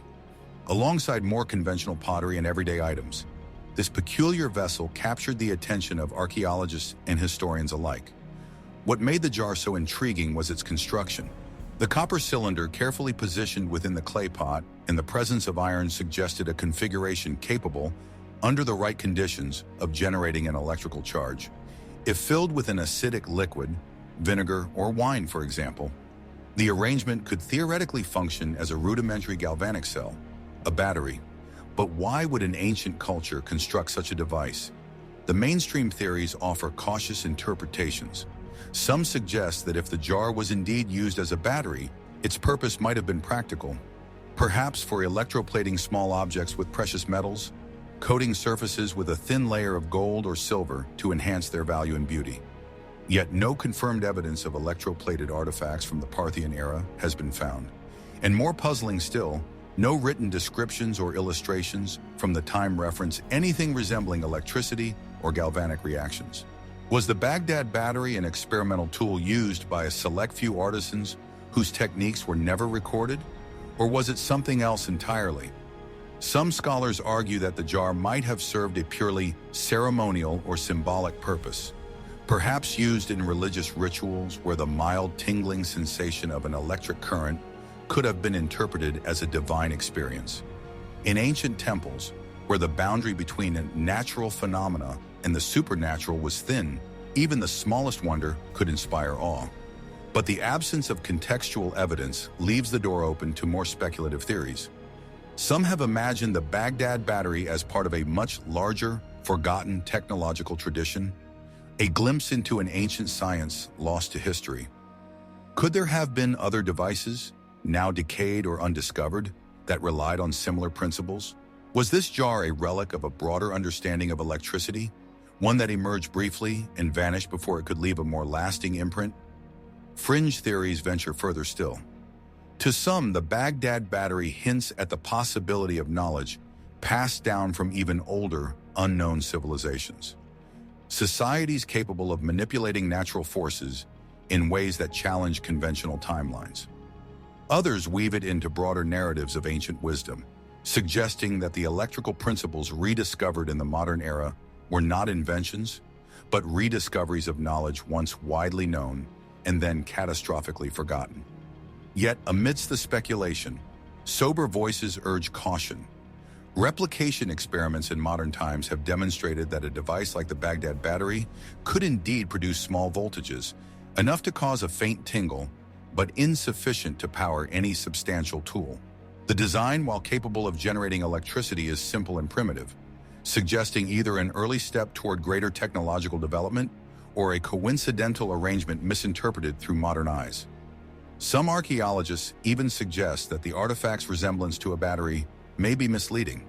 The jar could have been used simply to store sacred scrolls, oils, or other ritual objects, with the copper and iron components serving structural or symbolic purposes unrelated to electricity. Today, the original Baghdad Battery, along with several similar artifacts, remains under study. With the loss and looting that accompanied modern conflicts in Iraq, access to these relics has been limited, slowing further research and leaving many questions unanswered. Standing before the artifact today, it is easy to feel the pull of its mystery. Small enough to be held in the hands, yet heavy with implications. The jar seems to straddle two worlds, one foot planted firmly in the ancient past, the other reaching into the modern age of discovery and invention. Was the Baghdad Battery a tool, a sacred object, a scientific experiment, or something we have yet to imagine? Was it an isolated curiosity, a lost technology, or merely a vessel whose secrets have been misunderstood across the gap of centuries? The clay, the copper, the iron, they remain silent, and the Baghdad Battery, like so many relics of the ancient world, continues to guard its secret beneath layers of time and speculation, inviting us only to wonder. In the remote highlands of western China, where the rugged mountains of Qinghai province meet the edge of desolate salt flats, rises a stark and lonely peak, Mount Baigong. Wind-swept and barren, it towers above the arid plain like a silent sentinel, its craggy slopes marked by few signs of life. But hidden within its shadow lies one of the most peculiar and debated discoveries in modern archaeology, a network of ancient, unexplained structures known as the Baigong Pipes. Near the base of the mountain, nestled among three small caves, strange formations protrude. Rusted and brittle, they appear at first to be the remnants of old metal pipes. Some are embedded deep within the rock itself, others jutting out toward the surface. Some of these tubes are hollow, others are solid. A few lead down into the earth, vanishing into the depths of Mount Baigong. Others, scattered across the nearby Tuosu lake bed, seem to form broken conduits between land and water. How could such an arrangement have come to be in a place so harsh, so remote, and so empty? Local legends speak of the mountain as the dwelling place of mysterious beings, tales of ancient visitors from the sky, long woven into the folklore of the region. But when Chinese scientists first began to investigate the Baigong Pipes in the early 2000s, they approached the mystery with caution and curiosity. Initial studies revealed that many of the pipes were composed primarily of iron oxide, silicon dioxide, and calcium oxide. Some appeared heavily corroded, suggesting great age. Intriguingly, analysis indicated that certain segments of the formations were over 90% pure metal, while others contained organic plant material that had somehow fossilized within the pipes themselves. Were these pipes the product of a natural geological process or evidence of something far more unexpected? Mainstream explanations tend toward the geological. Some scientists propose that the formations are simply fossilized tree roots, ancient vegetation that over the millennia was slowly replaced by minerals seeping through groundwater, creating hollow tube-like structures encased in stone. This process, known as diagenesis, is well documented in the natural world, albeit rarely on such a scale or with such a seemingly artificial appearance. Others suggest that iron-rich groundwater could have deposited minerals into pre-existing fractures in the rock, creating pipe-like features as the sediments solidified over time. Yet even within these naturalistic theories, questions remain. The regularity of some of the pipes, their consistent diameters, and the way they appear to connect the caves to the lake suggest a level of organization that seems unusual for random geological formations. Moreover, some reports describe the pipes as forming branching networks, almost like primitive plumbing systems, an observation that continues to fuel more speculative interpretations. Fringe theories abound. Some suggest the Baigong pipes are remnants of an ancient, now-vanished civilization, one capable of sophisticated engineering feats, whose history has been lost to erosion, disaster, or time itself. Others propose even more exotic possibilities, that the pipes are the artifacts of extraterrestrial visitors, constructed in a distant epoch when conditions on Earth were very different from today. These theories, while tantalizing, lack concrete evidence. No inscriptions, no tools, no other artifacts have been found in association with the pipes. No architectural remains or cultural materials hint at a lost society hidden beneath Mount Baigong. The mystery remains rooted largely in the anomaly of the pipes themselves, their location, their form, and the stubborn absence of a clear, satisfying explanation. Today, access to the Baigong pipes is limited. The remoteness of the region, combined with political sensitivities and environmental challenges, has left much of the site unexamined by independent researchers. Satellite imagery and early reports offer glimpses, but the full story remains tantalizingly out of reach. Standing at the foot of Mount Baigong, with the dry wind sweeping across the empty landscape, it is easy to feel the weight of unanswered questions. The mountain looms, impassive, as it has for untold ages. The pipes, silent and corroded, hint at a story written long before recorded history, a story whose meaning has been buried by time, if it was ever truly understood at all. Were the Baigong pipes formed by nature's slow and silent hand, sculpted by forces we only partially comprehend? Were they crafted by ancient peoples whose ingenuity has been forgotten? Or do they represent something stranger, a chapter in Earth's deep past that we have yet to uncover? For now the winds of Qinghai whisper through the broken tubes, and the stones of Mount Baigong keep their counsel, inviting us to wonder and to keep searching. Far to the north, beyond the last traces of familiar roads, where the tundra stretches out in frozen silence under endless skies, lies a lonely expanse known as the Kavalik region of Canada.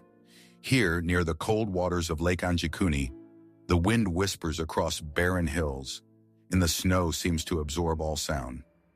It was in this isolated, almost forgotten place that one of history's strangest mysteries is said to have unfolded: the unexplained disappearance of the Anjikuni village. The story first emerged in 1930 when a trapper named Joe Label stumbled into the settlement seeking shelter. An experienced outdoorsman familiar with the rhythms of life in the northern wilderness, Label expected to find the Inuit community active and welcoming, fires burning, smoke rising from the snow-laden huts. Instead, he found only silence. The village appeared deserted. Food sat untouched over extinguished fires. Sled dogs were found dead from starvation, still tethered to posts in the snow. No fresh footprints led away from the camp. No sign of a hurried flight, no trail to follow.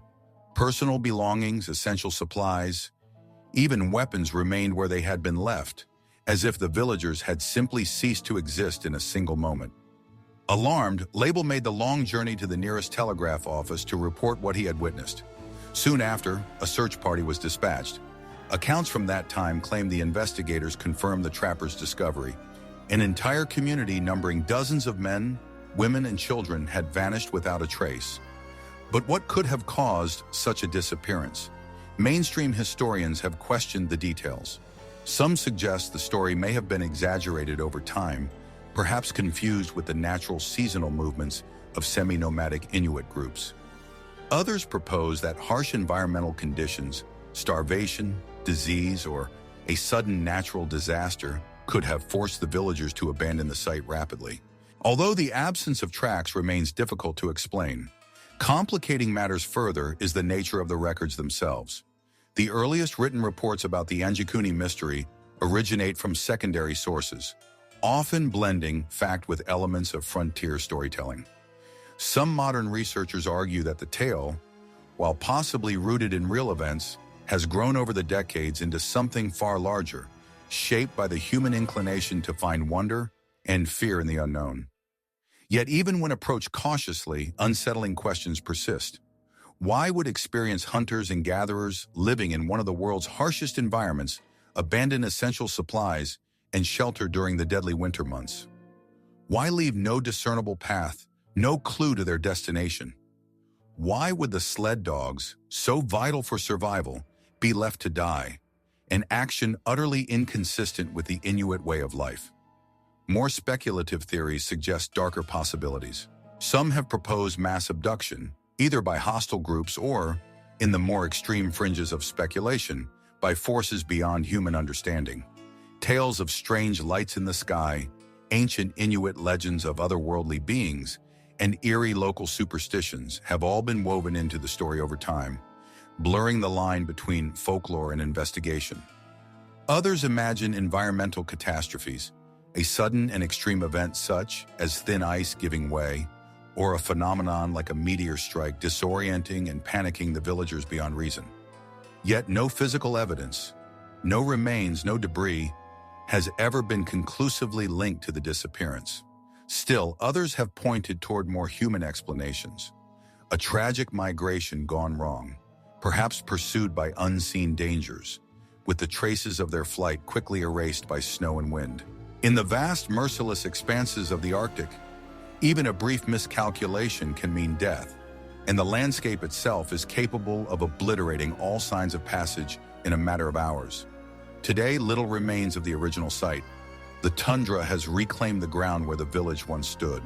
The snow covers everything: the old trails, the broken earth, the half-forgotten bones of the sled dogs still buried beneath the drifts. The Uncanny mystery, whatever its origins, has endured, passed down through whispers, retellings, and speculation. Some call it a cautionary tale, a reminder of nature's indifference and the fragile line between survival and loss. Others see it as a crack in the surface of reality itself, a fleeting glimpse into something stranger, something still waiting in the silent places of the world. What truly happened to the people of the Uncanny village? Did they vanish into the wilderness, victims of forces too ordinary or too extraordinary for history to record? Or does the frozen wind still carry their story, hidden somewhere beyond the edge of memory? The snow falls, the ice hardens, and the land keeps its secrets, as it always has. In the lush lowlands of southern Costa Rica, where dense rainforests give way to open clearings and the humid air carries the scent of distant rivers, an ancient enigma rests upon the ground. Scattered across fields, buried beneath layers of soil, or tucked quietly along riverbanks, hundreds of massive stone spheres lie in silent repose, perfectly round, eerily smooth, and strangely deliberate. They seem almost out of place, like relics of a forgotten world. These are the giant stone spheres of the Dikis Delta. The spheres vary in size from small orbs the size of a human head to massive monoliths weighing up to 15 tons and measuring over 6 feet in diameter. Many are crafted from hard, durable materials, granodiorite, limestone, or sandstone, carefully shaped with remarkable precision. Some are almost perfectly spherical, deviating by no more than a few millimeters from true geometric perfection. Who carved these stones and why? Archaeological evidence suggests that the spheres were created by the Dikis culture, a pre-Columbian society that flourished in Costa Rica between 700 AD and 1500 AD. Little is known about the Dikis people. They left behind no written language, no monumental inscriptions, and few surviving artifacts beyond their ceramics, their gold work, and the enduring mystery of the spheres. Most scholars believe the spheres were shaped using a combination of hammerstones and controlled heating techniques, heating the rock and then cooling it rapidly to fracture and smooth the surface. Deep within the earth, beneath the ancient strata of South Africa's rich mineral deposits, strange artifacts have been unearthed. Small, unassuming, yet unlike anything expected to be found buried in rock, so old it predates the existence of complex life. They are smooth, rounded, and often grooved, their surfaces hinting at deliberate design. They are known as the Klerksdorp spheres. Discovered primarily in the pyrophyllite mines near Ottosdal, these curious objects range in size from less than an inch to a few inches across. Some are perfectly spherical, while others are ovoid, shaped like tiny spinning tops. Many are marked by parallel grooves etched so precisely around their circumference that they seem too perfect to be natural. Some spheres are composed of hard hematite, others of softer pyrite, or even welded mixtures of minerals. What renders these artifacts so perplexing is the age of the material in which they were found. The rock matrix encasing the spheres has been dated to nearly 3 billion years ago, a time when Earth was still young, before the first multicellular organisms stirred in the planet's primordial oceans. If the spheres were crafted objects, their presence would suggest an intelligence at work in an era long before any known civilization, long before humanity itself had even emerged. Mainstream geologists offer a grounded explanation. According to most experts, the Klerksdorp spheres are natural concretions, mineral deposits that slowly formed over millions of years through the gradual accumulation of material around a nucleus. The grooves, they suggest, could be the result of natural sedimentary layering, erosion, or subtle fracturing during the rock's geological history. In other words, the spheres are remarkable examples of nature's capacity for symmetry and apparent artistry, but not the products of intelligent design. Tests conducted on the spheres support this view. Their internal structures, when sliced open, often reveal radiating mineral patterns consistent with natural formation. No tool marks or signs of artificial shaping have been found under microscopic analysis, and yet doubts persist. The precision of the grooves, their regularity and even spacing, and the sheer number of such formations concentrated in a specific area have fueled continued speculation. Some observers note that while concretions are not uncommon in geology, the Klerksdorp spheres appear unusually regular, more precise than what random natural processes typically yield.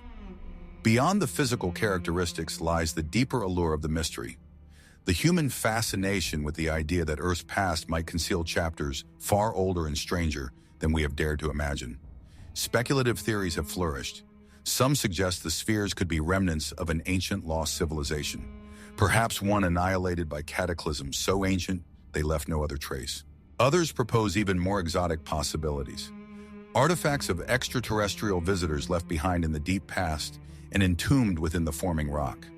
There are even whispers of alternative timelines, worlds that rose and fell before the familiar history of humanity began. Of course, such theories remain firmly outside the bounds of conventional science. No evidence beyond the spheres themselves points to the existence of ancient technology, lost civilizations, or alien contact 3 billion years ago. And yet the spheres continue to stir the imagination precisely because they seem to rest at the threshold of what we can explain, the boundary where certainty gives way to wonder.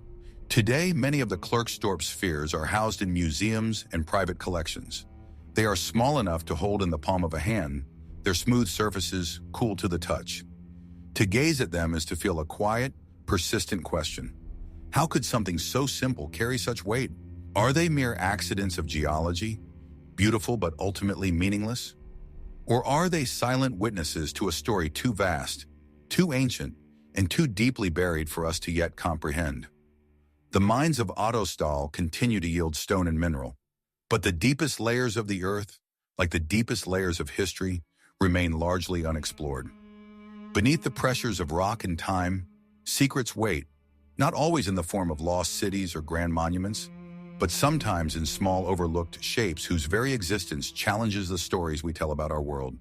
And so, the Klerksdorp spheres endure, patient, enigmatic, suspended between the certainties of science and the open horizons of mystery, inviting us once again to wonder what else might be hidden just beyond the edges of what we know. In the quiet countryside of central France, where fields transition into misty woods and ancient villages slumber beneath centuries of forgotten stories, lies a place that once ignited the imaginations of archaeologists and skeptics alike.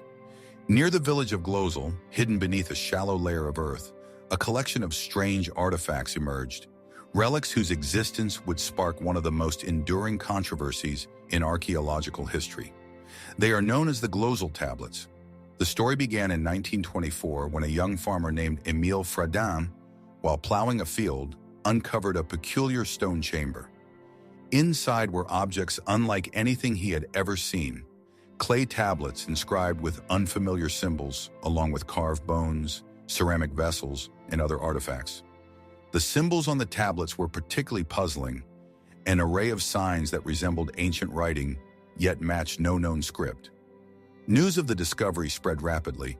Archaeologists, historians, and collectors flocked to the site, eager to examine what had been unearthed. Some declared the find a monumental breakthrough, evidence of a lost European civilization, one that had mastered writing and complex craftsmanship long before such achievements were thought possible on the continent. But skepticism soon took root. The artifacts seemed to defy easy classification.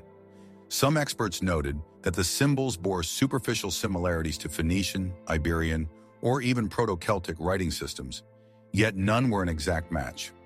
Others questioned the context in which the objects were found, arguing that the excavation methods were too crude, that the layering of soil and artifacts appeared disturbed, and that the site might have been tampered with, whether intentionally or not. The controversy deepened when accusations of forgery surfaced. Prominent archaeologists of the time debated fiercely over the authenticity of the Glosel finds. Some accused Émile Fradin himself of fabricating the tablets, despite his consistent protestations of innocence. Tests performed on the artifacts yielded conflicting results. Some suggested ancient origins, others pointed to more recent manufacture. In 1929, Fradin was even taken to court on charges of fraud, although he was ultimately acquitted. Despite the legal vindication, doubts continued to swirl. Mainstream scholarship largely distanced itself from Glosel, viewing it with polite skepticism or outright dismissal. The prevalent view became that the site was at best a mixture of authentic ancient artifacts and more recent intrusions, or at worst an elaborate hoax fueled by ambition, local pride, and the human yearning for lost civilizations. And yet the mystery has never fully abated. Later studies have introduced new complexities. Thermoluminescence dating conducted decades after the initial discovery suggested that some of the clay tablets were genuinely ancient, possibly dating back as far as the Neolithic or early Bronze Age, long before the development of writing systems in Western Europe was believed to have occurred. If those dates are accurate, then what are we to make of the inscriptions? Were they a form of proto-writing created by a now unknown culture whose existence has been erased by time? Or were the symbols a form of symbolic notation never intended as formal writing, but carrying meanings now lost to us? The Glosel site itself remains enigmatic. Although additional artifacts have been found in the area, no broader settlement has been uncovered. No city walls, no temples, no clear indication of a thriving civilization. It is as if the Glosel objects are echoes from a world that left almost no trace, a faint imprint on the deep fabric of prehistory. Speculative theories abound. Some propose that Glosel was a ceremonial site, a place of pilgrimage or ritual where offerings were made and preserved in the earth. Others suggest the possibility of a lost migratory culture, leaving behind fragments of language and belief in scattered locations now forgotten. A few more fringe theorists even entertain the idea that the Glosel tablets represent a surviving remnant of an otherwise erased epoch, a distant cousin to the myths of Atlantis and other vanished worlds. But amidst all the theories, one truth remains. No consensus has been reached. The Glosel tablets continue to resist simple classification. Their symbols remain undeciphered. Their origins remain shrouded in a haze of uncertainty, caught somewhere between the rigor of science and the stubborn persistence of legend. Today, visitors to Glazal can still glimpse fragments of the mystery. A small museum houses many of the original artifacts, their surfaces worn and enigmatic, their meanings locked beyond the grasp of modern understanding. The fields where Freydin once plowed lie quiet, touched by the same mist that veils so much of Europe's forgotten past. Were the Glazal tablets the work of an ancient people now lost to history? Were they the product of a modern imagination tangled with the deep longing to discover something more? Something older and stranger than the history we know? Or are they something else altogether? A message from a chapter of humanity that remains, for now, unread? The stones remain silent, and the land, as always, keeps its secrets. In the barren cliffs near Qumran, overlooking the lifeless waters of the Dead Sea, a hidden library of ancient scrolls lay undisturbed for nearly 2,000 years. Discovered by chance in the mid-20th century, the Dead Sea Scrolls unveiled a lost world of belief, law, and prophecy. Yet among the fragile parchments and crumbling papyri, one artifact stood apart, harder, heavier, and infinitely more puzzling. It was not made of paper or leather, but of metal, a scroll fashioned from copper, etched with words that hinted not at theology or poetry, but at treasure. This is the Copper Scroll, found in 1952 inside Cave 3 at Qumran. The Copper Scroll was a revelation unlike anything scholars expected. Rolled and corroded by centuries of decay, it had fused into a solid mass, too brittle to be unrolled by hand. It was eventually cut into strips, carefully separated to reveal the writing hidden inside. The text was unlike any other among the Dead Sea Scrolls.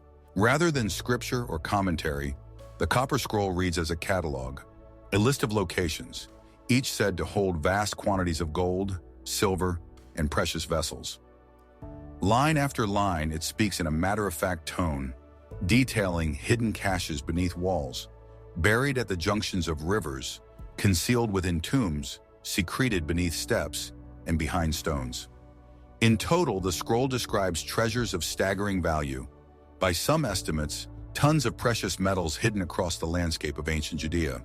But whose treasure was it, and where is it now? Mainstream scholars offer several theories. One possibility is that the Copper Scroll records the secret hoard of the Second Temple in Jerusalem, hidden away by priests in anticipation of the Roman siege that culminated in the temple's destruction in 70 AD. Others believe it may have belonged to the mysterious sect associated with Qumran itself, the Essenes, who sought to preserve their wealth against the ravages of war and conquest. Yet there are problems with these theories. The places described are often vague, their landmarks referencing locations that have long since vanished or changed beyond recognition. No treasure troves matching the descriptions have ever been definitively found. Moreover, the language of the scroll, its spelling, phrasing, and style, differs markedly from the other Dead Sea Scrolls, suggesting it may have been composed by different hands, perhaps in an entirely different context. And then there is the sheer scale of the wealth described. The quantities of gold and silver, far beyond what a small sect like the Essenes could plausibly possess, hint at something greater, something tied perhaps to the temple itself, or even to older, more obscure traditions of hidden royal treasuries. Over the decades, countless treasure hunters have been drawn to the Copper Scroll's promise. Expeditions have scoured the Judean wilderness, probing ancient ruins, tunnels, and dry riverbeds. Some have claimed to find clues, a broken cistern here, a carved stone there. But no one has uncovered the massive hoards the scroll tantalizingly describes. And so, the mystery endures. Speculative theories have multiplied alongside serious scholarship. Some suggest that the treasure was never intended to be recovered, that the Copper Scroll was a spiritual allegory, a symbolic map of divine rewards hidden in faith and secrecy. Others argue that the treasure was already retrieved long ago, spirited away in the centuries after the fall of Jerusalem, and lost again to history. More fringe ideas propose even more exotic possibilities, that the Copper Scroll was a coded document, its plain language masking hidden meanings accessible only to an initiated few, that it refers to treasures linked to even older civilizations, echoing ancient traditions of secret knowledge and sacred wealth. And amidst these theories, a quieter possibility lingers, that the treasures may still lie where the scroll says they were placed, waiting in the deep earth beneath forgotten ruins, their guardians long turned to dust. Today, the copper scroll itself is housed in the Jordan Museum in Amman. Its thin greenish strips bear the scars of time and recovery.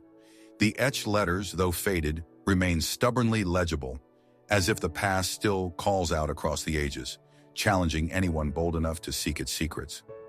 Who wrote the copper scroll? Was it a desperate act of preservation in a time of chaos? A deliberate attempt to hide sacred wealth from invading armies? Or was it something even stranger, a message whose true meaning has yet to be understood? The arid hills of Qumran, silent and empty beneath the burning sun, offer no answers. The caves gape like open mouths, and the desert winds carry away the voices of those who once knew the truth. And so the copper scroll remains, part map, part riddle, inviting us to wonder what riches, literal or symbolic, might still lie buried in the dust of ancient dreams. In the shadowed forests of northeastern Brazil, near the banks of the Paraíba River, an ancient enigma rests under the open sky. Carved into a massive slab of stone weathered by centuries of rain and sun are intricate inscriptions, a tapestry of symbols whose meanings remain lost to time. This is the Inga stone. Measuring over 150 feet long and 13 feet high, the stone surface is a sprawling canvas of mysterious carvings. Spirals, geometric shapes, celestial symbols, and what some interpret as animals or human figures flow across the rock in silent testament to a forgotten story. The grooves are deep and deliberate, etched with a precision that suggests care, purpose, and a message intended to endure. But what was that message? And who left it here, in the heart of a land that holds no other record quite like it? Mainstream archaeologists offer cautious interpretations. The Inga stone is often classified among Brazil's many prehistoric petroglyphs, believed to have been carved by indigenous peoples long before European contact. It may have served as a sacred site, a ceremonial gathering place, or a form of territorial marker. Some of the motifs, particularly the spirals and serpentine forms, echo patterns seen in other ancient cultures across the Americas, often associated with cosmic cycles, rivers, or spiritual journeys. Yet the Inga stone stands apart. Unlike many prehistoric carvings, which often depict recognizable scenes of hunting, fertility, or daily life, the symbols at Inga are abstract, almost mathematical in their arrangement. Some seem to align with constellations, suggesting an astronomical function. A primitive star map, perhaps, or a calendar tracking the movements of the heavens. Over the decades, scholars and independent researchers have proposed a wide range of theories. One possibility is that the Inga stone functioned as a kind of open-air observatory.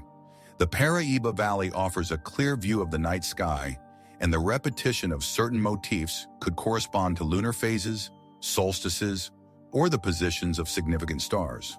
Some researchers believe that specific carvings align with the Orion constellation, a celestial formation revered in numerous ancient cultures around the world. Others suggest that the stone was a ritual site where shamanic rites or religious ceremonies were performed, the carvings acting as sacred symbols understood only by initiates. But beyond these grounded explanations lies a space where mystery deepens and speculation takes root. Some have proposed that the inscriptions on the Inga stone bear a resemblance to ancient scripts, to Phoenician writing, to Greek, to early Semitic languages. Could ancient mariners, long before Columbus in the European age of exploration, have reached the shores of South America and left their mark in stone? While most mainstream historians regard such claims with skepticism, citing the lack of supporting archaeological evidence, the idea persists, fueled by the tantalizing possibility that ancient peoples crossed oceans far earlier than previously believed. Even more speculative theories reach further still. Some fringe researchers see in the Inga stone the remnants of a lost civilization, perhaps even one that predated the known indigenous cultures of the Americas, a society with its own symbolic language, its own understanding of astronomy and mathematics, now vanished, except for these fading marks upon the earth. A few have even suggested extraterrestrial influence, imagining the carvings as messages or maps left behind by visitors from beyond, encoded in forms designed to withstand the ravages of time. Of course, no artifacts, no tools, no definitive cultural remains have been found at the Inga site to support such extraordinary claims. The stone stands alone, offering its silent riddles without the context needed for clear answers. Today, the Inga stone remains a protected site, though it faces the constant threats of erosion and human encroachment. Scholars continue to study it, measuring, mapping, and attempting to decode its patterns.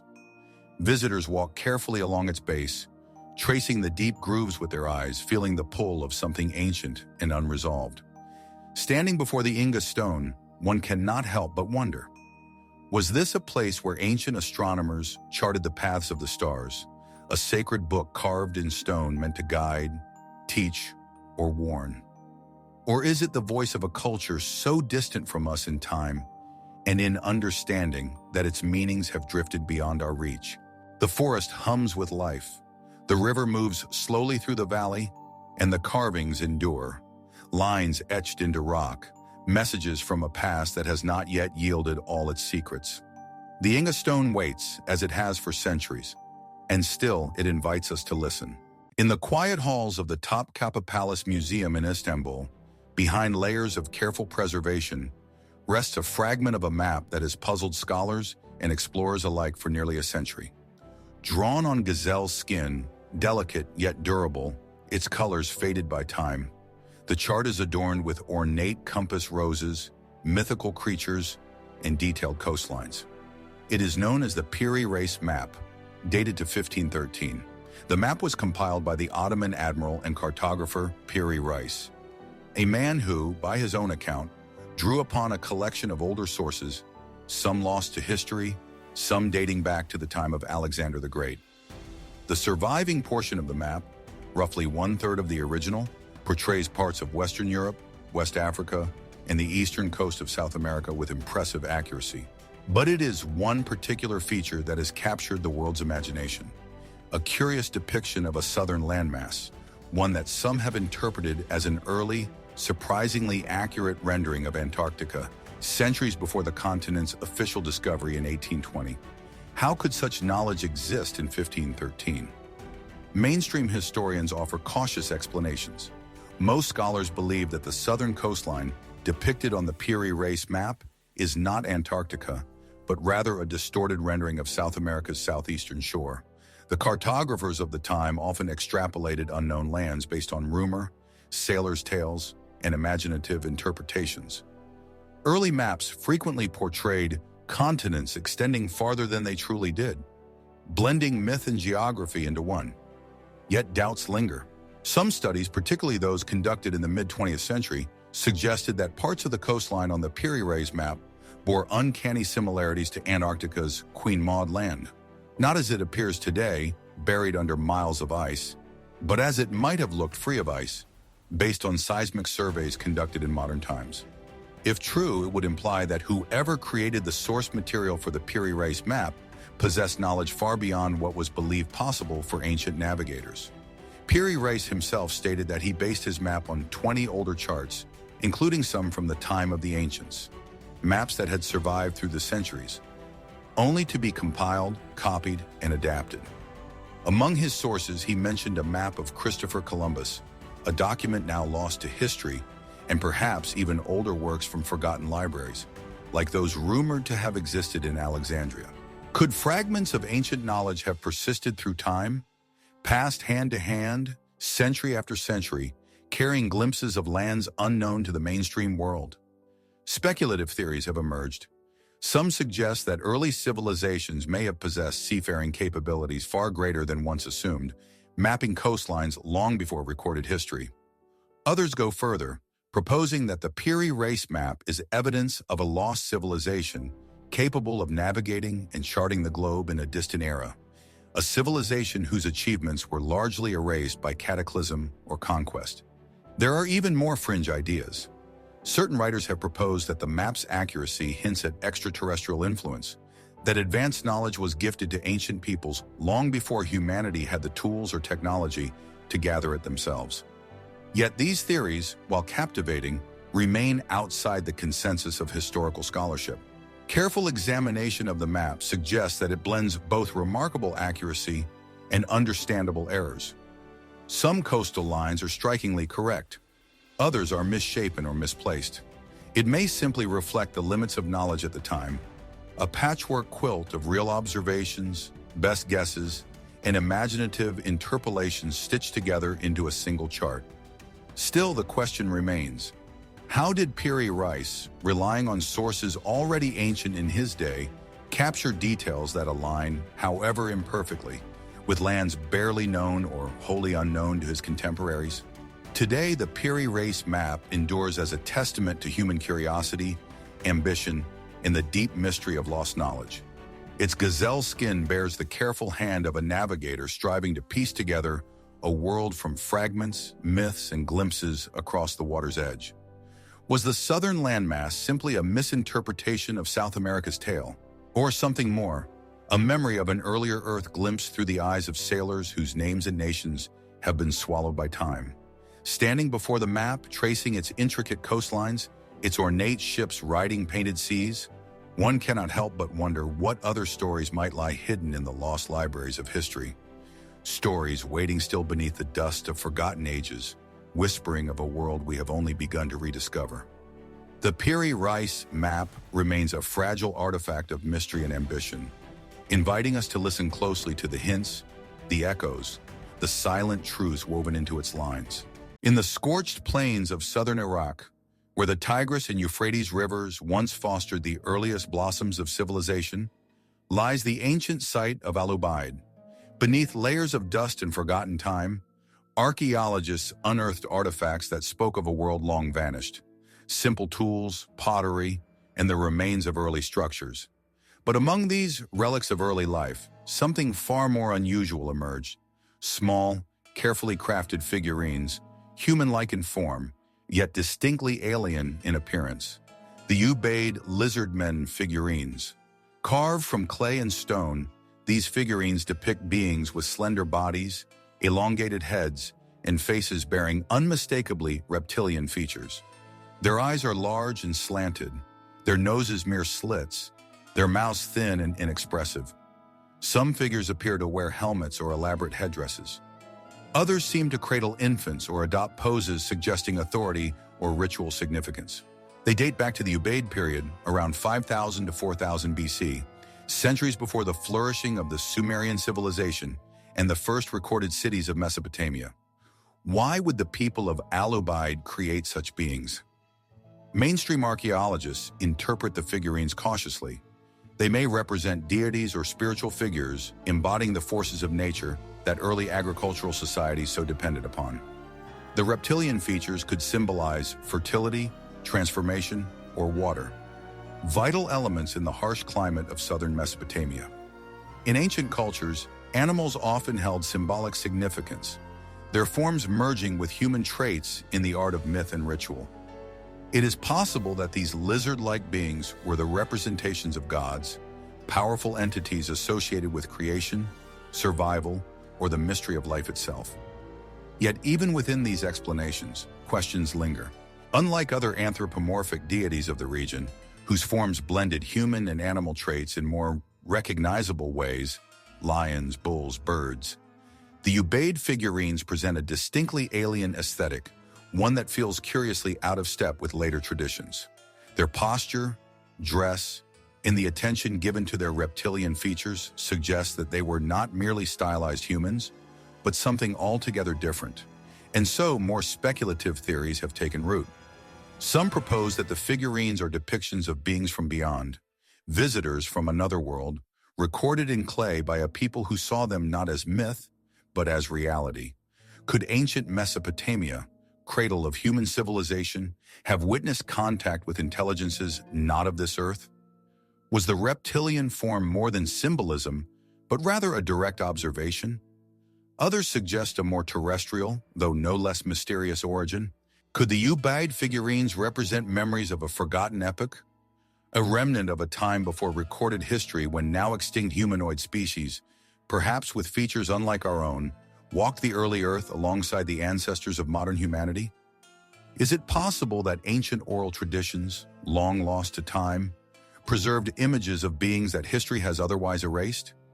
Skeptics, of course, urge caution.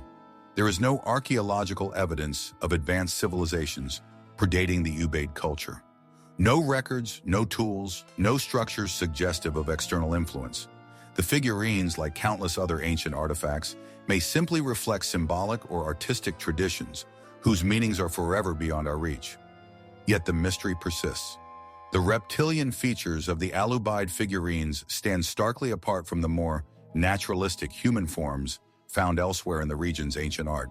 Their careful craftsmanship, their consistent iconography, and their appearance in the earliest settlements of a culture that would ultimately give rise to the great cities of Sumer, Akkad, and Babylon continue to inspire profound curiosity. Today, these figurines reside in museum displays, their surfaces cracked and worn, their enigmatic faces gazing across millennia of human history. Visitors peer at them through glass cases, caught between rational explanations and the quiet, persistent sense that some mysteries refuse to yield their secrets so easily. Were the Al-Ubaid lizard men merely the products of ancient imagination, symbols woven into the myths of a people striving to make sense of a harsh and unpredictable world? Or are they echoes of something stranger, a story left unrecorded except in the silent testimony of clay and stone?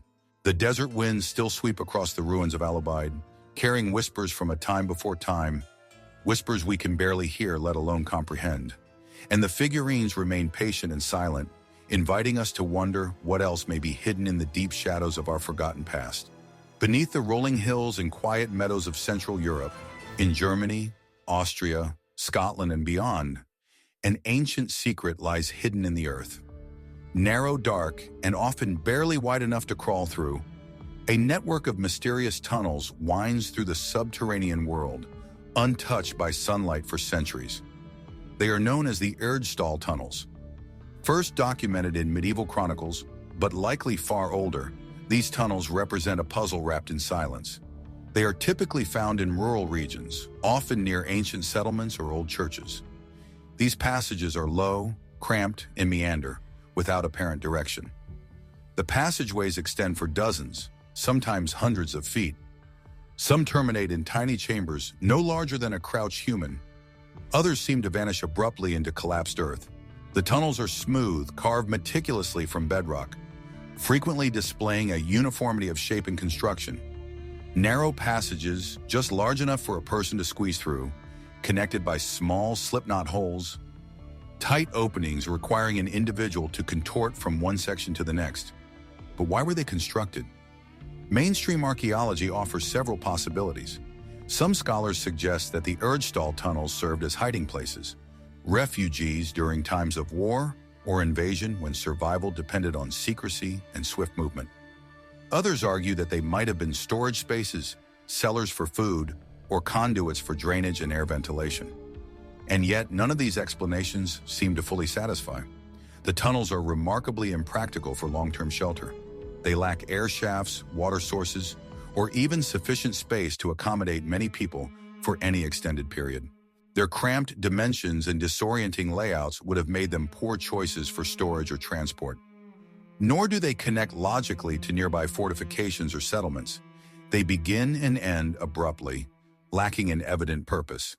Adding to the enigma, most Erdstall tunnels contain no datable artifacts. There are no tools, no pottery shards, and no remains to anchor them to a specific culture or century. While carbon dating of surrounding materials offers estimates, the true age of the tunnels remains elusive. In the absence of clear answers, speculation begins to flourish. Some researchers propose that the tunnels had a ritualistic or symbolic purpose, that they were never intended for practical use, but instead played a role in ancient rites of passage, representing a symbolic journey through darkness and rebirth. The act of crawling through the earth, passing through the tight slipknot holes, may have mirrored spiritual or mythological beliefs tied to death, transformation, or the underworld. Others suggest that the tunnels were protective in a different sense, not from physical enemies, but from supernatural ones. In the folklore of Europe, tales abound of subterranean beings, spirits, and otherworldly forces. Could the Erdstall tunnels have been created as places of retreat, not just from earthly threats, but from dangers believed to lurk beyond the human world? And then, further into the realm of speculation, lie even stranger ideas. Some theorists wonder if the tunnels are remnants of an earlier, forgotten epoch, a civilization or tradition that left few other traces, now remembered only in the earth itself. Others imagine a more practical but still remarkable origin, a vast network once intended to connect communities across great distances before shifting landscapes and forgotten disasters broke the web apart. No single explanation accounts for all the tunnels. They appear across vast regions, sometimes isolated, sometimes clustered. They vary subtly in construction techniques, yet share a fundamental similarity that hints at a common knowledge or shared tradition, now long erased. Today, many Erdstall tunnels remain inaccessible, too narrow, collapsed, or sealed for safety. Others have been carefully excavated, revealing their labyrinthine twists and turns to modern eyes. Yet even when fully mapped, their purpose continues to elude discovery.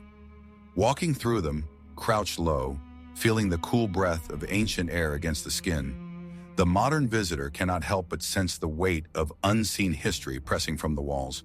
Why would a people facing the challenges of survival in a harsh and uncertain world devote so much effort to carving such strange, impractical spaces into the earth? What drove them into darkness, leaving behind no explanation, no clear record, only these silent, empty corridors? The grass grows thick above the hills, birds sing in the forests, villages rise and fall, and beneath it all, the Erdstall.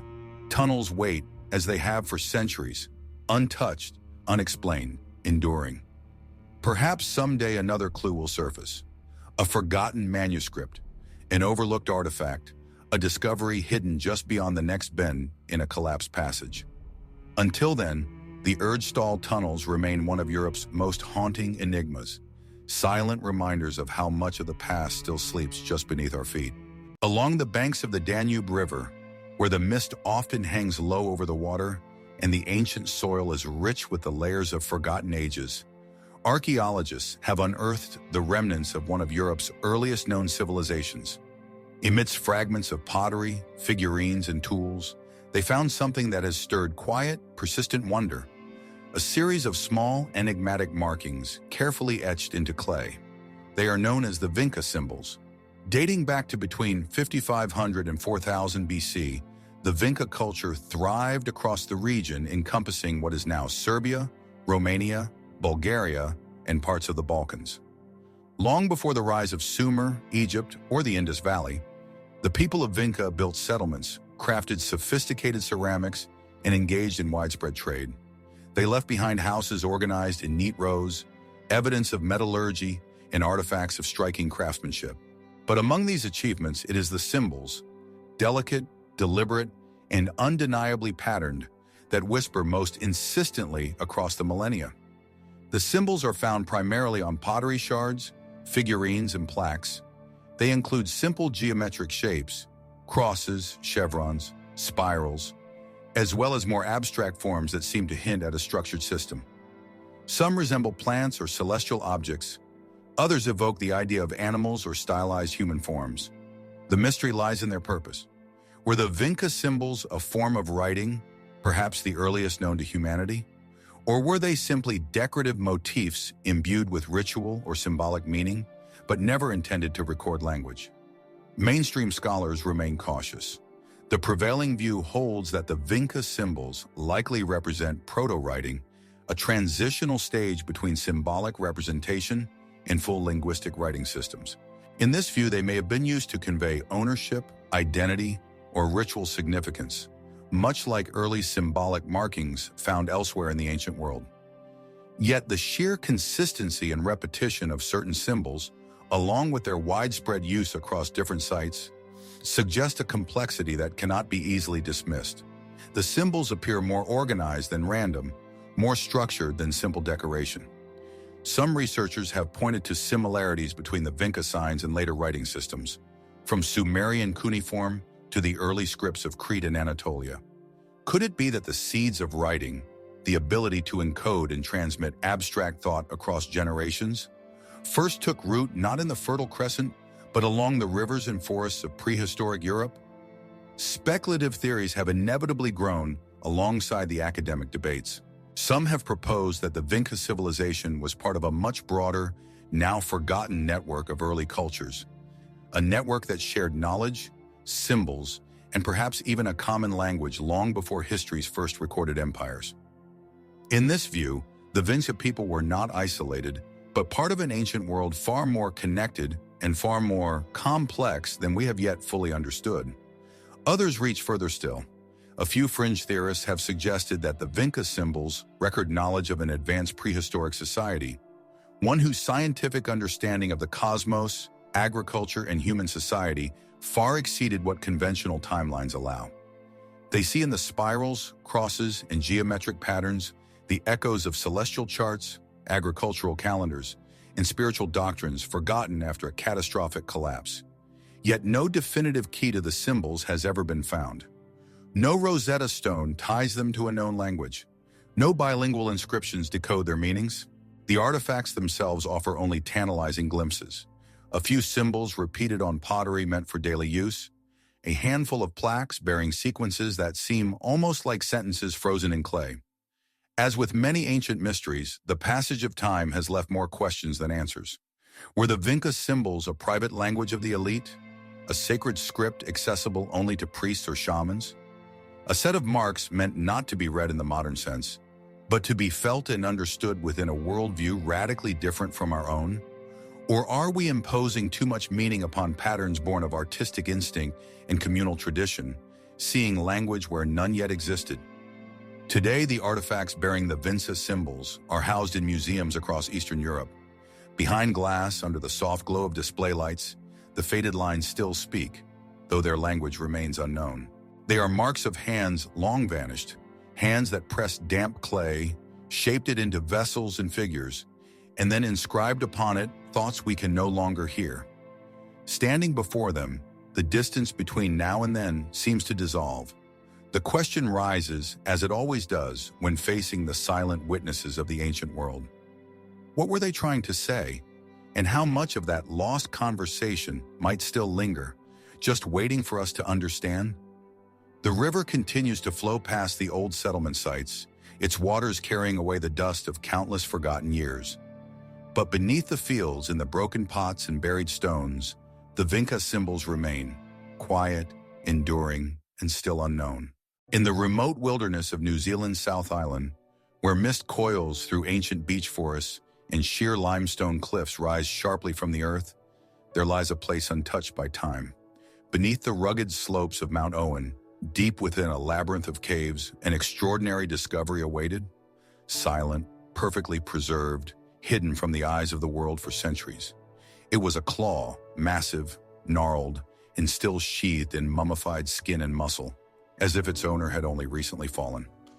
In 1986, a team of speleologists exploring the dark, twisting caverns of Mount Owen stumbled upon the claw buried beneath layers of sediment.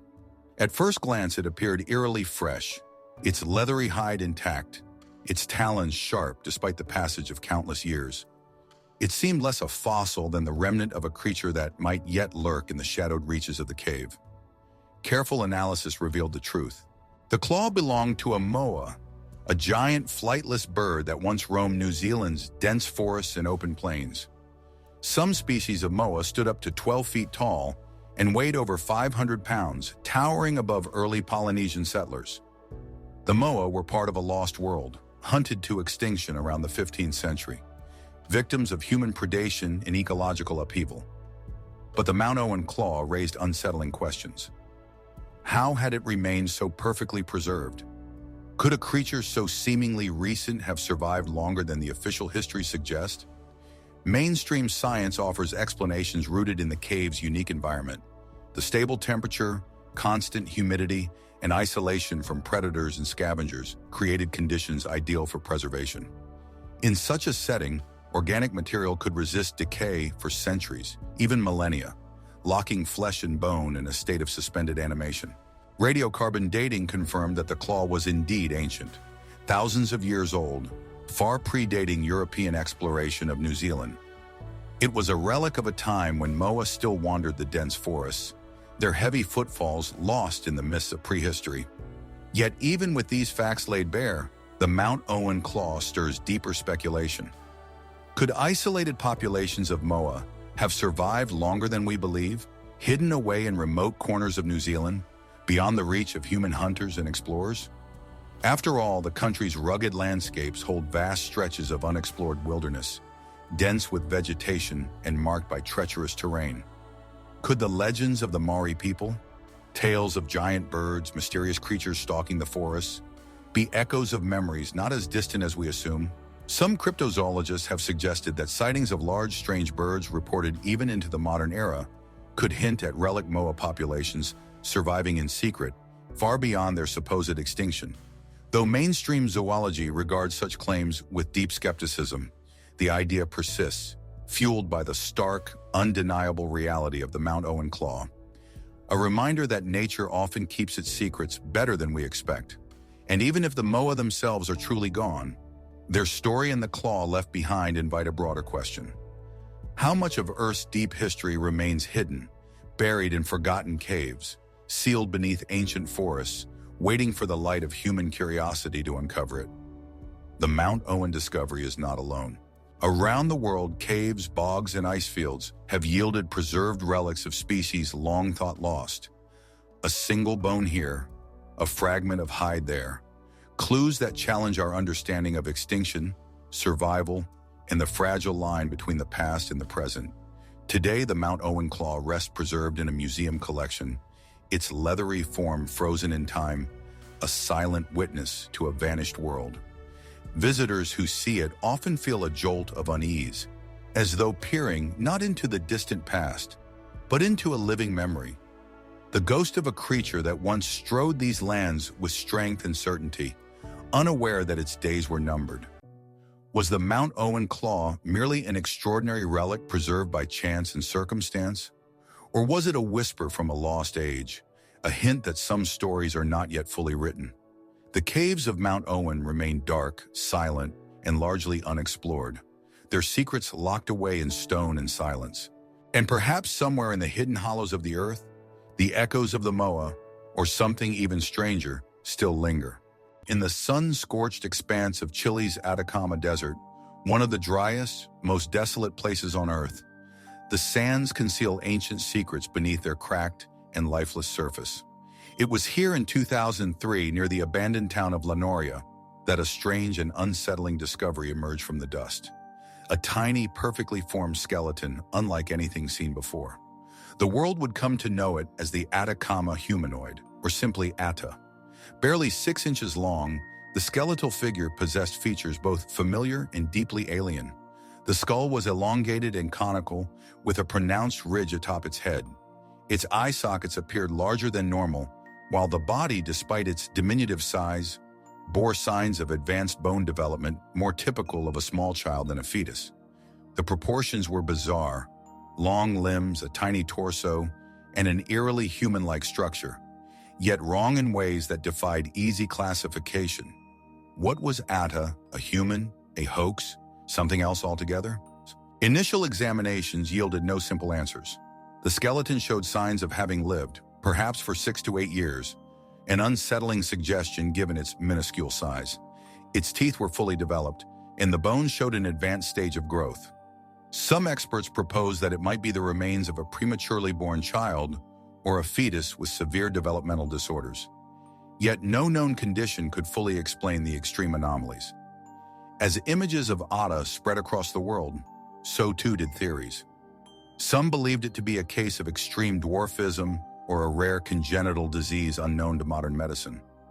Others, pointing to the striking skull shape and unusual structure, speculated about ancient genetic experiments, secret research projects, or even extraterrestrial origins. The idea of an alien, a being not of this world, captured the public imagination. The Atacama Desert, after all, has long been associated with mysterious lights in the sky, unexplained phenomena, and ancient, enigmatic cultures. Could Atta have been something more than human, a relic of a forgotten encounter? In 2018, a team of scientists published a groundbreaking study after conducting a full genomic analysis of Atta's remains. The findings were sobering. Ada was in fact human, a female of indigenous Chilean ancestry. Her DNA showed mutations in several genes related to bone development and growth, mutations that likely resulted in the skeletal anomalies observed. The condition was complex and previously undocumented, suggesting a tragic but very earthly origin. And yet, even in the face of scientific explanation, the mystery has not entirely faded. The questions now shift from the fantastical to the poignant. Who was Ada? Was she abandoned in the harsh desert, her body left to the sands by a grieving community that did not understand her condition?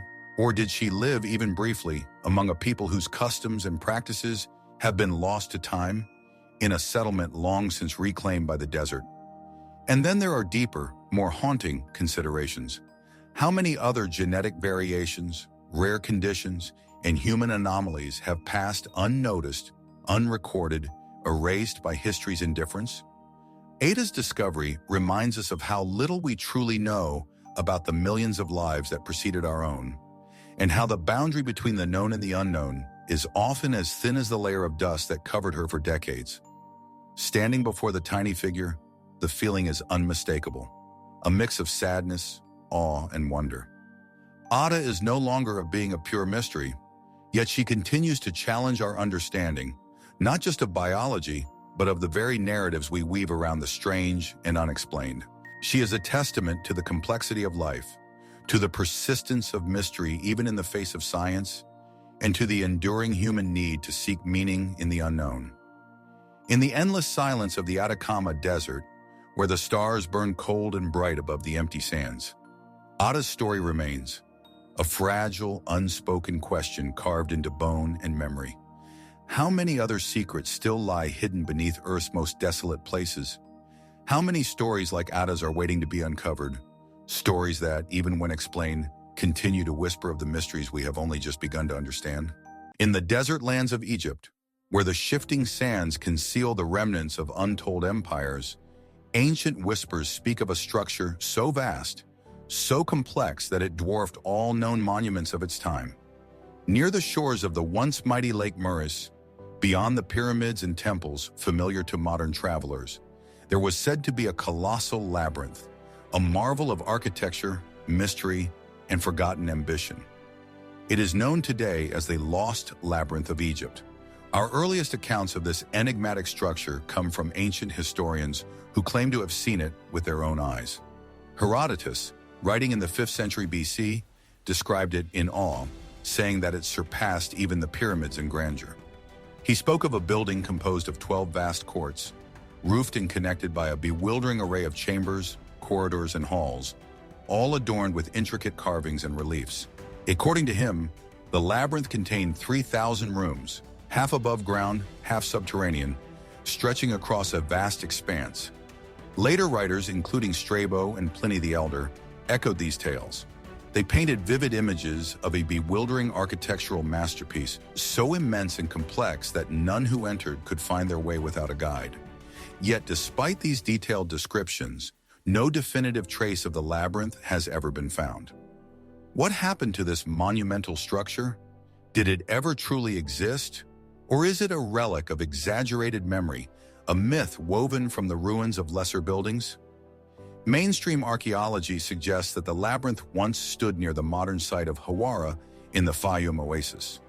In the 19th century, famed Egyptologist Flinders Petrie excavated parts of Hawara and discovered the ruins of a massive mortuary temple built by Pharaoh Amenemhat III during the 12th dynasty around 1800 BC. Petrie found evidence of immense walls and a complex ground plan, but he concluded that the site had been heavily dismantled in antiquity, its stones repurposed for later constructions. The remaining foundations hinted at the scale described by ancient writers. Yet the true grandeur, the sprawling corridors, the hidden subterranean chambers, remained elusive. Some scholars argue that time, natural erosion, and human intervention destroyed the labyrinth, scattering its stones and leaving only shadows in the sand. Yet tantalizing hints suggest that more may lie buried. In the early 2000s, a team using ground-penetrating radar detected vast anomalies beneath the surface at Hawara, rectangular patterns and deep cavities inconsistent with natural geology. Could these be the long-lost halls of the labyrinth, still hidden beneath layers of earth and debris? If so, why has no full excavation been launched? Political instability, funding challenges, and the complexities of working in Egypt's delicate archaeological zones have all been cited. But for now, the ground remains undisturbed. The secrets of the labyrinth still locked beneath centuries of silence. Speculative theories abound. Some suggest that the labyrinth was more than a mortuary temple, that it served as a library of immense knowledge, a repository of sacred texts and ancient wisdom later lost to the world. Herodotus himself mentioned the underground chambers were said to house the tombs of kings and sacred crocodiles, linking the labyrinth to the religious and funerary practices of Egypt's mysterious Middle Kingdom. Others go further still, proposing that the labyrinth hid records of a pre-dynastic civilization now forgotten, or even connections to older global traditions of lost knowledge, echoes of Atlantis, Mu, or other ancient myths. More cautious voices urge skepticism, pointing out that ancient travelers were often prone to embellishment and that the ruins of Hawara, though impressive, may never have matched the towering legends recounted by later generations. Yet the mystery endures. Why would so many ancient sources, independent of one another, describe the labyrinth with such vivid reverence if it were merely a minor structure? What truths lie at the heart of their accounts? And how much have we lost to the grinding passage of time, erosion, and the scavenging hands of history? Today, the desert winds sweep across the Fayum Basin, carrying the scent of distant waters and the sigh of forgotten stone. Visitors who come to Hawara find little more than scattered ruins, unassuming remnants of what might once have been one of humanity's greatest architectural achievements. But beneath the dust, beneath the cracked earth in the sunlit silence, something may still slumber. Was the lost labyrinth of Egypt a grand funerary complex, a sanctuary of sacred rites, a hidden library of ancient wisdom, or a vision exaggerated by awe and memory?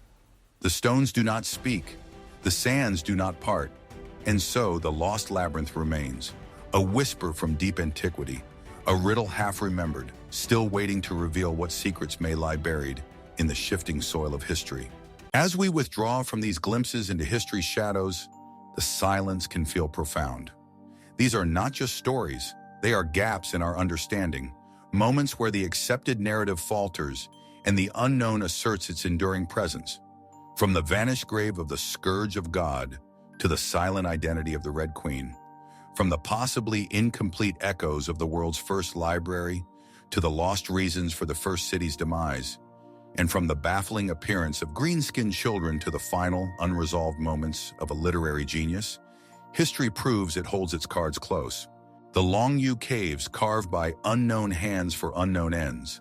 The lost army of Cambyses swallowed by the desert sands. The screaming mummy, unknown man, a riddle in flesh and bone. The massive Codex Gigas, a book of both scripture and darkness. The puzzling death of Amy Robsart, entangled with courtly ambition. The mysterious end of Meriwether Lewis on a lonely trace. The enigmatic Roman dodecahedrons, objects without purpose. The vast desert kites, ancient hunting traps that hint at forgotten societies. The giant sarcophagi of the Serapeum, crafted with impossible precision. The Valley of the Whales, where ocean creatures rest in a desert. The Baghdad Battery, a potential anomaly of ancient technology. The Baigong Pipes, rusty tubes in a remote mountain. The vanished village of Anjikuni, a community gone without a trace.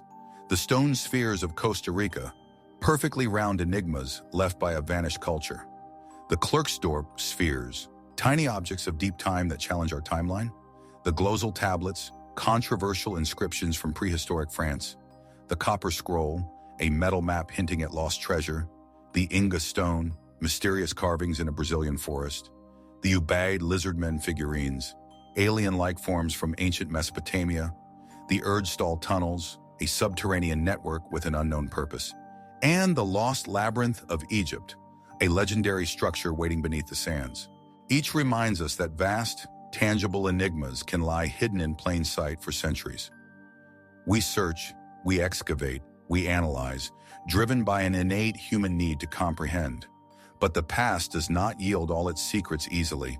It reminds us that some doors are left ajar not to be entered fully, but to simply invite the gaze, to prompt the question, to sustain the crucial, humbling sense of wonder.